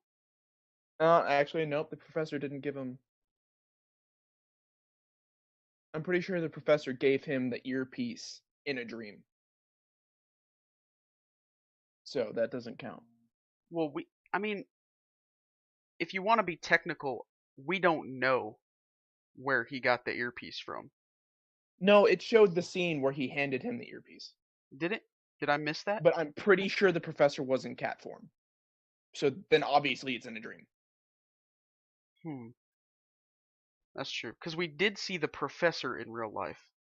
Yes, we saw the professor many times in real life, but every time we've seen the guy, I'm pretty sure he's in his room or in a dream. And his room has been proven many times to also be in a dreamscape. Well, it hasn't been proven, but it pretty much you can assume Well, that I it mean, the is. first time he wakes up in the series, he looks out the window and he's like, "The hell?" Yeah, there's hard assumptions that he is more than likely in a dream, but we can't say 100%. You know what I mean? We just can't. Yeah, But but pretty that's much, like that's what I'm expecting to be the big twist. And the other thing being the professor's sister, I believe, or else it was daughter. I think it's sister. Um, how she also has a Sleeping Beauty syndrome. That's going to be obviously an interesting one, mainly because so far all the Sleeping Beauties have a reason why they have the syndrome, why they go into a coma. yeah. And I'm curious to see what his sister's is, because then that'll be backstory for the professor as well as backstory for like her, because she'll probably be a character somewhat after that. And you know, it'll be really interesting when that part comes up. But at the same time, maybe Lucy A Lily. is it Lily? I think so. I mainly don't want to say Lily because I'm watching slash reading like three different things that all have a girl named Lily in it, and I don't want to be confused, and it's confusing me even more. But Ooh, yeah, I think I it's feel Lily. like it's Lily. Yeah, I it's feel like it's Lily. Lily. I wrote it down. It's Lily. Okay, so maybe Lily is the professor's sister. Actually, no, that's not true because Lily's been around for a long time, and the professor heard stories about her. So Yeah. Lily's not the professor's sister, Confirmed. and Lily isn't the main character because she's separate from him. Yeah. But I still feel like the main character has the Sleeping Beauty syndrome. Yeah, I never thought about it. Honestly, like when I watch this show, it messes with my mind so much that I'm like I can't exactly figure out what's the whole all the all the background details. Okay, that's the other thing. Everyone said that about Inception, and the first time I watched it, it made complete sense to me. Well, This then your kind of life stuff is just clicks Inception. with me, and it's so weird. And it's just like, you know what? I get it. I'm good. We're good, fam. You can just And everyone else you is just like, dude, do you speak 5 different versions of gibberish, or like, is this just kind of? I'm just like, no, it just makes sense. I don't know, dude. This stuff I it's one, my life in general is stressful, so I just don't pay attention as much. But Yeah, I get that. I mean, if I didn't do anything all day, I'd be able to sit down and analyze what exactly is going on and probably figure it out. But I mean, I just can't do that. So I just end up getting confused. So that's my But life. yeah, this show is by far going to be one of the most interesting. Also, real quick before we swap over to the final show, we forgot to talk about the OP Oh and yeah, the the OP. ED. How do you feel Ooh. about that? The EDM I'm sort of style situation they got going on. I by far absolutely love the soundtrack. Like that Soundtrack, is the one thing I can say without a doubt is gorgeous, and I fucking love it. dude, I feel like the soundtrack just fits all of the color schemes and all of the weird, confusing material that's going on Seriously, within the show. I just feel like it like they picked the right music. They definitely picked the you're right music. you're so right. I totally agree with that. The soundtrack is by far perfect, and it just clicks everything together. Yeah, and I will And say that OP, whenever episode 1 was rolling and that OP was playing, bro, I was getting down. I was actually, yeah, doing a little jig in my chair, homie. Like I was the getting down. OP song was beautiful, and I think I'm probably gonna end up downloading it and listening to it on its own. I can't But wait till the final episode when they play the full length OP cuz I feel like it ended yes. way too soon, dude. I was like I need more of that. Yeah, I want the full version too. That'd be amazing. Like oh my But goodness. but the OP part, like the video cinematics, Yeah. I like the Symbolism? beginning part. I like the beginning part when it starts off with, oh, if you want to go into like the word symbolism just like hit me. Now I'm thinking about like all the little tiny details, and now I'm just like, I didn't think about all this crap beforehand. Why'd you just, you're breaking my brain. Stop No. it. No. Just aneurysms. Anyways, I really like the beginning part, when it's like all the checkerboards mashing together and interlocking and Mhm. folding in on each other. I think that part looks amazing. It's like the best moving optical illusion ever, and it matches the tone of the song, and it's fantastic. I love it. Enter the But red then doors. and then the song, like through the red Mm. door, it's Mm. so good, and Mm. like it shows you the red door, and then after that, I kind of not like it so much. It starts kind of falling. It cuts It off gets to the abruptly and I'm like, "No, dude. Give me that. I need more of that." it's I'm still talking about like the The first cinematic part one. of the OP. It's like Yeah. right after the checkerboards and stuff ends, and it goes into like characters and other things. Yeah. It just like a main part of the reason why I don't like it is because like overall of just the anime style. Like this isn't one of the most visually gorgeous anime I've ever seen. Like Yeah. I just have to admit, like the art style, it's decent, but it's not like I wouldn't say it's in like I wouldn't give it an 8 out of 10 stars. It'd probably be more like a 7. I think they're going more with the wow factor with all the different colors and whatnot, and I think They that's their have way a of covering gorgeous up. color scheme. Yeah. Like the color scheme is vibrant and bright, but soft. It's not like neon colors, but it's like a brighter, softer pastel template or whatever. And it's really nice. It's really pretty. It's visually like eye candy, Yeah. but it's not the drawing style itself is nothing special. Yeah. Hit the nail on the head Hell, with I'd that one. say it's like I'd say it's even probably a little bit less than average.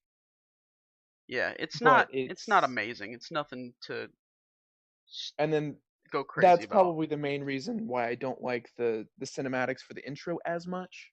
Like when they did the 3D bits or they did all the checkerboard and patterns, which tend to be a lot easier to draw, those parts are a lot smoother in animation. They work well, they blend well, they match the tempo of the song. It's fantastic, but the moment it hits like characters and things like that in the cinematic, it's just starts to fall apart a little. Yeah. And I would definitely say probably my least favorite part about the intro is when it zooms on our main character at the very end, right before it fades to or glitches to the 18 if part. I don't like how he is a still image that floats downward. Yeah. That might cut into That's the maybe budget portion of it, but yeah, that is the budget part. Like that would cost a lot of money to really flesh out the way I want it to. But um, at the very least, what I was like since I saw the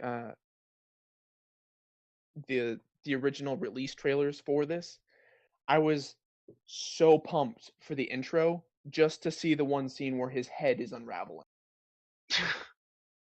Like I thought that would be the coolest thing to get to see, and then it turns out he's just a still image that floats downward. And I'm like, yeah. I want to see the dude's head unravel. Yeah. What are you But gonna do? What overall, can you do? I'd say it's a fairly mediocre intro with a fantastic song to go with it. Yeah, it's that. Yeah, Like that's a by great. far the Yeah, song blew me out of the water, song is and I had amazing. it's fantastic. I absolutely love the song. But I'm gonna hit you real quick with that symbolism. Yeah. Um, just on one image I was talking about that I was super pumped for. The fact that the dude's head's unraveling kind of shows that like he's opening up his mind and entering other people's dreams or whatever, and psychological and crap on you. But short answer, I'm pretty sure that just reinforces my argument for the fact that he also has Cinderella syndrome or the Yeah. Sleeping Beauty syndrome. Whenever you started bringing up the fact that he could be having the whole Sleeping Beauty syndrome and whatnot, I immediately started looking at the image with his unraveling head because it like everything clicked like with that image and what you were talking about and everything, and I was just like, Yeah, like okay, that could happen. just thinking about that idea mixed with how he is drawn for the opener and the title picture and all that, it just clicks Yeah, so well. it makes a lot of sense. It's completely crazy. So I'm pretty sure I just spoiled like the twist for the entire anime, but it's I'm really kind of excited to see where this show goes because it's definitely not going to be in one place. I just hope it starts making more sense, to be honest with you. I just want to understand what's going on. Like I get the gist of everything that's happening, but it's Nah, it's going to be like Inception. yeah, It's going to it's be like we reach the end of the film and then you see like his little token still spinning on the counter and you're like, what the fuck does that mean? What happened? Huh? What was the yeah, last 2 hours I wasted of my life? You know? It's probably gonna be that. It's gonna, yeah, it has to. Or else it's gonna be like a lovey-dovey sap scene, and it turns out, him and Lucy aren't actually, or him and Lily, Lily my aren't dude. actually siblings, and They turn out to be lovers, and then bam, And then bam. it's a rom. It's romance. It's a romance mixed with a bunch of different genres based on which episode you're watching. And a lot of very brutal murders. Quote episode That 2. was an interesting episode. And actually, I want to go back real quick on that. That showed a lot about his character. Like, Yeah. it showed how much of a lack of character he has. And I'm not saying that as in like he's underdeveloped. It shows like this dude's a psychopath. He does not feel. Yeah. True. Like the way he approached killing the third man. He stomped his head and pressed it until it snapped off of the dude's body. Like, and he did it because he pissed him off. Yeah. You're not wrong. That's true. His entire approach in the first episode I thought was underdeveloped character, but it turns out, you know, he doesn't care. Yeah. The dude literally is just like, I want to get out of here so I can sleep on my own. Like, he doesn't give a crap about witches. He doesn't care about, like, what the professor wants or the professor's sister or where he is or how his safety is. He's like, oh, dude, this is fascinating. This is interesting. This will keep me entertained for a while. And then immediately afterwards, he's just like, I don't care who dies and who doesn't, including my own. Because it's a myself. dream. That's his whole thing. It's a dream. What matters? It's a dream. And Who that cares? and literally that puts him in the god position, like the god tier position. He can't die. He already has been decapitated. Hmm. And I just find it to be really interesting. And it really revealed a lot about his character. And he, just the way he approached the second witch, met her right off the bat, and he's like, I like her more than the first one. It's like, I like this witch. I'll let her kill 3 people. Yeah. Hell, I'll help her kill 3 people. Like, I'll kill one of them for her. It's just, this guy doesn't care. He doesn't care about anything except for his own personal entertainment. And those types of characters usually become like the turning point of the story. They literally hold the future. Like, I can choose to care more about one thing or the other, or I can choose to literally just destroy everything. Yeah. And those tend to be the most dangerous, but also the most interesting characters to keep an eye out for. And him being the main character makes that even more so. True.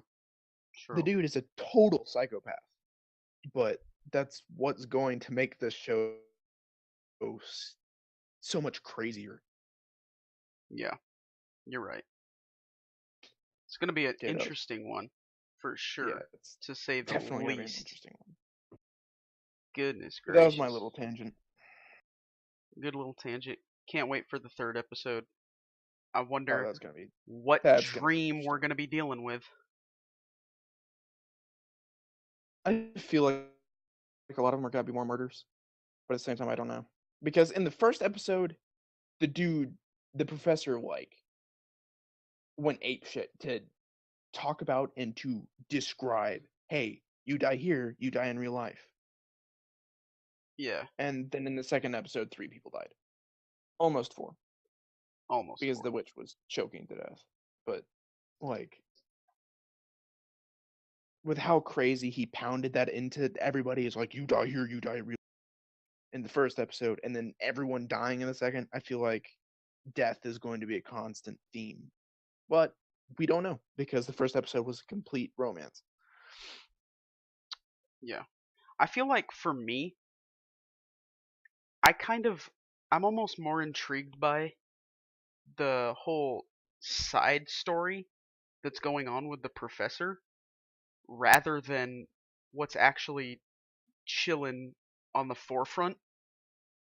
You know what I mean? Like, I feel like I just kind of want to know what's going on with the professor because it's like we kind of understand the basics of what's happening, but at the same time, I kind of want to figure out everything that's going on. Well, on that note, he's basically our only grounding in real life right now. That's Like, also even if our main character isn't with the Sleeping Beauty syndrome, our main character doesn't leave his homeroom. yeah.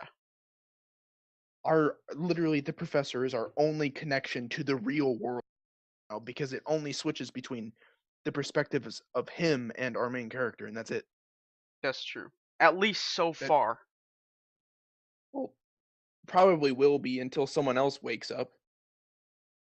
Probably. I mean, except for like the brief glimpse of the witch after she wakes up. But other than that, it's professor or him, unless the professor's sister wakes up, so she might be a third, or Lily wakes up, which I highly doubt. Yeah. It's gonna be an interesting one. Can't wait. It really Super will be an stoked. interesting one. Cannot tell where this show's gonna go. So how about Cronus Ruler? How you feeling about the Cronus Ruler type of The thing? entire first episode bothered me because I was sitting there thinking, this reminds me of a different show. Oh no.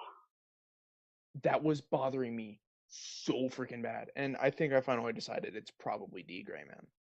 But which is weird because I watched like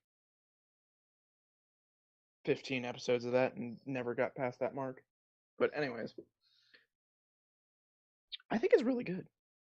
So Like, you go the first. the first episode, obviously we didn't get like an OP or anything like that, but the opening scene was by far the most entertaining thing I've seen Okay, wait, of hold this on. show Comment on so that. far. Comment on that.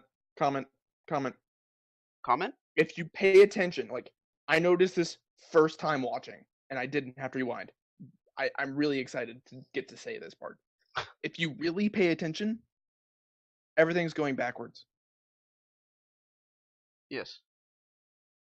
Like, I almost missed that. But if you pay attention to, like, time's going backwards. I feel like that might be the whole point of this show, but Except it's not. that's okay. Because up until now, they have stated so many times you cannot rewind time. Well, I mean, But Victo's going all backwards. the cutscenes, all the little brief snippets where they have the bright yellow text and like the black and white rewinding scenes, it makes you feel like you can rewind time. See, the opening scene mixed with Victo as a character, I feel as if there's a way to turn back time that only the whatever they're called, the horolog things can do. I think the rewind time thing is the only thing that Victo can do. Well, and see, Victo got bit by a horolog, and also whatever her name is, See, okay, Mina. quick, let's have a discussion about her real quick. Do you think she's actually his wife? See, that's the thing. Now, I noted this down. How at the very end of the second episode, Mina said that she was going to try and kill Victo.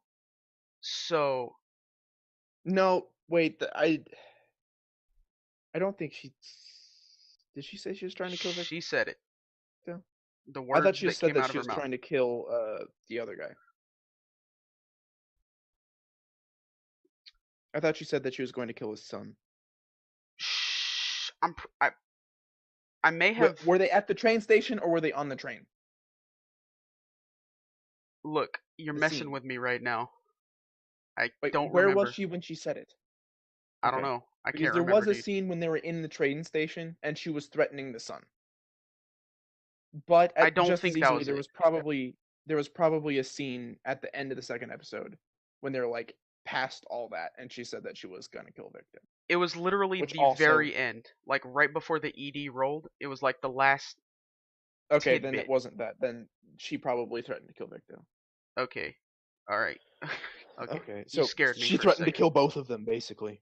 Yeah. So my thing is, back to your question: is she really his wife?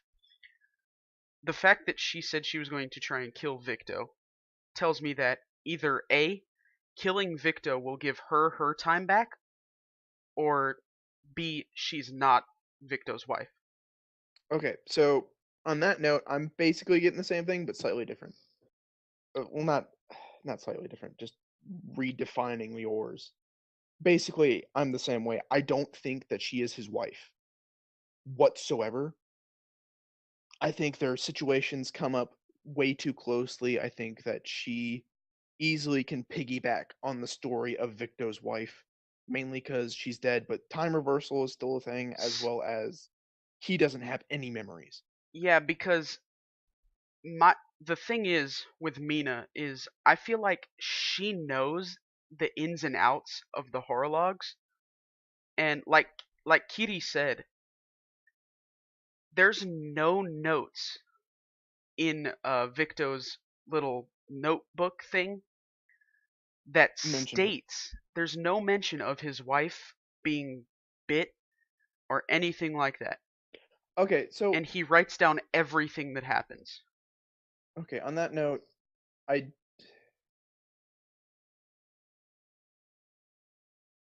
whenever you're keeping a journal, at the very beginning you don't write down a crap ton of details. And even now, you can notice he doesn't write down a crap ton of details. So you could have easily overlooked the fact that his wife got bit, especially because Yeah. she's dead in his arms. But at the same time, the probability that Mina is his wife is pretty high just because she is bitten, and there's obviously history between them. Yeah. But I also think it's very weird how much Mina knows about the powers that she That's also has, true. and Victo Well, okay, doesn't so know that goes nearly onto as the whole much. thing.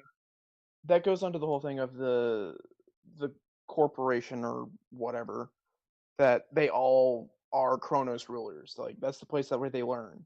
See, that makes sense. She learns how to do that, this, that, and the other thing, and then they learn how to do that. And I'm skipping all the details and making it confusing, but basically, she's from the same place that Victo was from. They both went to this academy thing together, and that is a part of the history that Mina has said that I believe 100%. Hmm. But at the same time, I don't think she's his wife. And even if she is or not, she's obviously thinking about killing Victo so she can implant his oath into her to at least slow down her aging process. Yeah. Not to give her time back necessarily, because apparently that's not a thing, but or it might be because Victo said that the entire time he was trying to kill that one. But at the very least, he's doing this, or she's at least entertaining the idea of killing him so she can implant the original oath into her and slow down her own time. Because Yeah. when Kiri asked, "How are you slowing down your internal time?" she did not reply to him, and then soon after, started talking to Vito and under her breath threat kill Kiri. That was in the train station. I know that scene. I am thinking of it like scene for scene in my head. And like she's straight up, she's like, "Oh, Yin, your annoying son, I might just kill him." Yeah. Just straight up, like Kiri is asking questions she doesn't want to answer and doesn't want to exist. Yeah. I think Kiri is trying to figure out what's going on, and is kind of suspicious, with Well, he is Mina's definitely suspicious suspect. because he knows his mother's dead, Yeah, which she because isn't. he didn't And lose his memory. because Mina's argument for that is, well, time reversal, you can come back from being dead, right? Yeah. So she even admits that the mother died at one point in time. Yeah. The only question is, can you reverse coming back from being from the dead? And then if you go back far enough, you see the kind of cool stop still frame cinematics about when their mother died, and the mother had white hair. I think Mina is ginger, and that's like a totally small detail that probably doesn't matter, and people get white hair as they age or whatever. But it's just I don't know. Yeah. Mina is becoming less and less likely to be the mother. Period. And very easily is she becoming a threat to at least Victo, if not the pair of them together. Yeah. And I think now that I'm, like really thinking about it, um there was a scene in, when they were fighting the big eyeball thing, Ikes or Yeah. whatever his name was, and there was the one guy that kind of controlled him and told him, "All right, dude, we're Okay. backing off."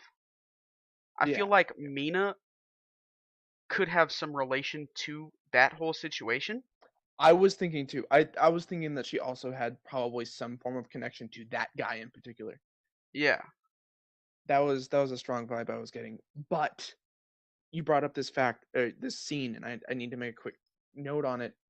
Soon after the hololog that disappeared, there's a guy in the crowd who's wearing all white, just stood there, and he kind of looked a little dead. I think that the holologs, after they've like grown that strong and that powerful, learn how to talk and stuff, they can become human form. Because I feel like that dude dressed all in white was the hololog. Hmm. Now that's an interesting little tidbit I did not pick up on, so props to your eyes for catching that. But Very easily could the dude be like another Kronos ruler or another holog companion thing like the other dude was. But I don't know, just the way he looked and how he was like all white, just like that one singular holog was, just gave me the feeling like that holog and that dude are the same person.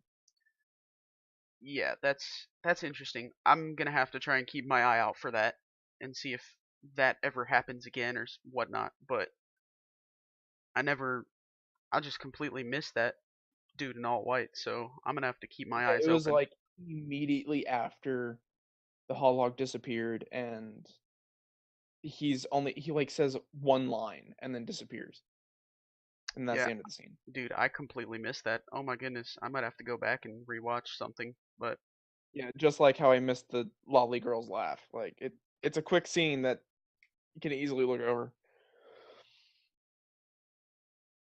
but definitely like this show's definitely giving me D Gray Man vibes, especially with like on D Gray Man the spiritual enemy dudes are always caused from regret and remorse from people, and they grow stronger with more people who have regret and remorse,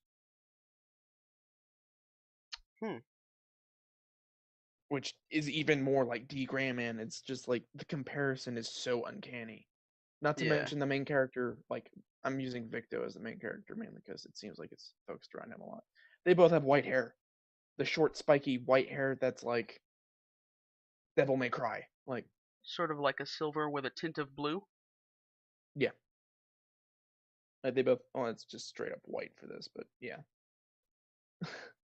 They both got it. They both dress kind of similarly. And it's just, and they both even act similarly. It's absurd. No, dude, don't even get me started on the way Victo acts. He's definitely gonna be the comedic relief in the show. Oh, yeah, by far. Especially since Definitely. Kiri's a tight ass. Yeah. I mean, he's he had me cracking up a couple of times for sure. Just, this show is, this show's gonna be the fun one to watch this season. Yeah. We've got Hero Academia that's like blood pumping, like I need to know what's next. You got Recreators that's like I need to figure out what's next. And then we got Kakegurui, it's like, cheating. and then we or basically like, you know, gambling. It's just it could go any way, heads or tails. Then we got 18 if, and it's like, uh, let's figure out what's going on right now Yeah, before we what move is on to the even next happening? episode. And then and then we got this show. It's just like basic show, comedy relief, all around fun time to watch. Pretty enjoyable. Yeah, nothing you have to think too hard about. Yeah, it's like a very simple anime that fulfills the need of just time filler. It's very nice, and you know there's gonna be plot twists and story arcs and things like that, but it's not Oh like yeah. anything drastically complicated like anything else we're watching right now. Yeah. So it's gonna be good. I'm really excited for this season. Good stuff. Probably not as much as last season because last season I was just like the Dude, walls. last season But was OP. this season's definitely it's gonna be a good one at the very least. At the very least, yeah. I'm ready for it. Me too. Alright, well, it's been about 7 hours, so time for one more show. What do we got for Retro Redemption, my boy? Retro Redemption? What? It's re- No, it's been 7 look, hours. Let's take a nap. I'm just dude, kidding. you know what? I'd be ready for a nap if I had already cut myself off before 2 hours passed, but it already happened, so Oh my let's keep Jesus. rolling. Oh my Jesus. One more show. Hit him with that encore. You know what I'm saying? Retro Redemption. Take it away, Yeah, my yeah, dude. yeah. I got you. Retro Redemption. I already said it like 10 times, especially for 18F. Lots of similarities there. And on more than one level. I mean, definitely. It's The World God Only Knows. It's came out summer 2013. Um, I fucking love this show. I haven't gotten to watch the full thing yet, but it's ridiculously good. It's ridiculously funny. There's a couple really, heart-touching scenes, but the entire show is just you can't help but laugh and slap your knee and like giggle or chuckle or like bawl your eyes out because your lungs hurt from laughing so hard. Like it's a cutesy little anime that's gorgeous. And you got this nerd who's busy playing video games all the time, and like video games are this guy's fix. Like he needs to play video games. He's like me. It's bad. He has to physically make girls fall in love with him, and he's still an awkward nerd who plays video games. It's like, and that's the comedy. That's the true heart of the show. Is just there's a guy who is forced to make people fall in love with him, but he's the stereotypical average like geek nerd, and you know those people are not good around women. And Yeah. that's like the whole charm of the show. This guy and his companion are sitting there, and they're like, "So how do I make this chick fall in love with me?" And there's like a sports girl, and then there was a library nerd. It was just each one was cute and funny and adorable in every way, and it's a heartwarming story, as in like oh they're so cute that makes my heart all warm and fuzzy, and at the same time it's like my heart can't beat fast enough because I'm like choking on my laughter. It's absolutely absurd, and some of the scenes are really kind of like actually cute, and they're like, oh, that's like actually adorable romance stuff you should do for your actual girlfriend or whatever. And the series is fantastic.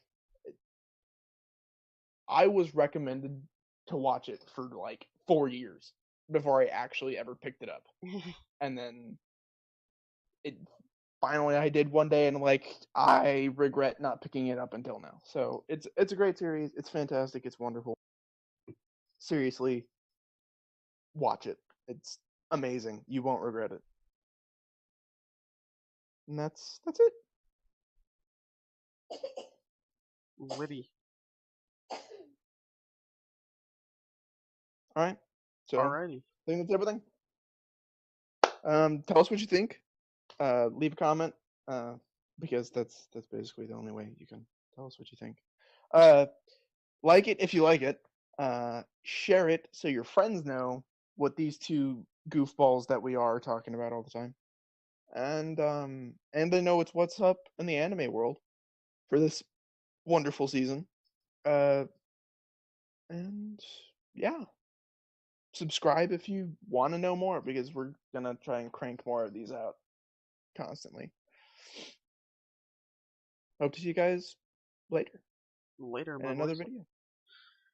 See you guys hopefully next week. Yep, hopefully next week. All right, Deuces. peace out.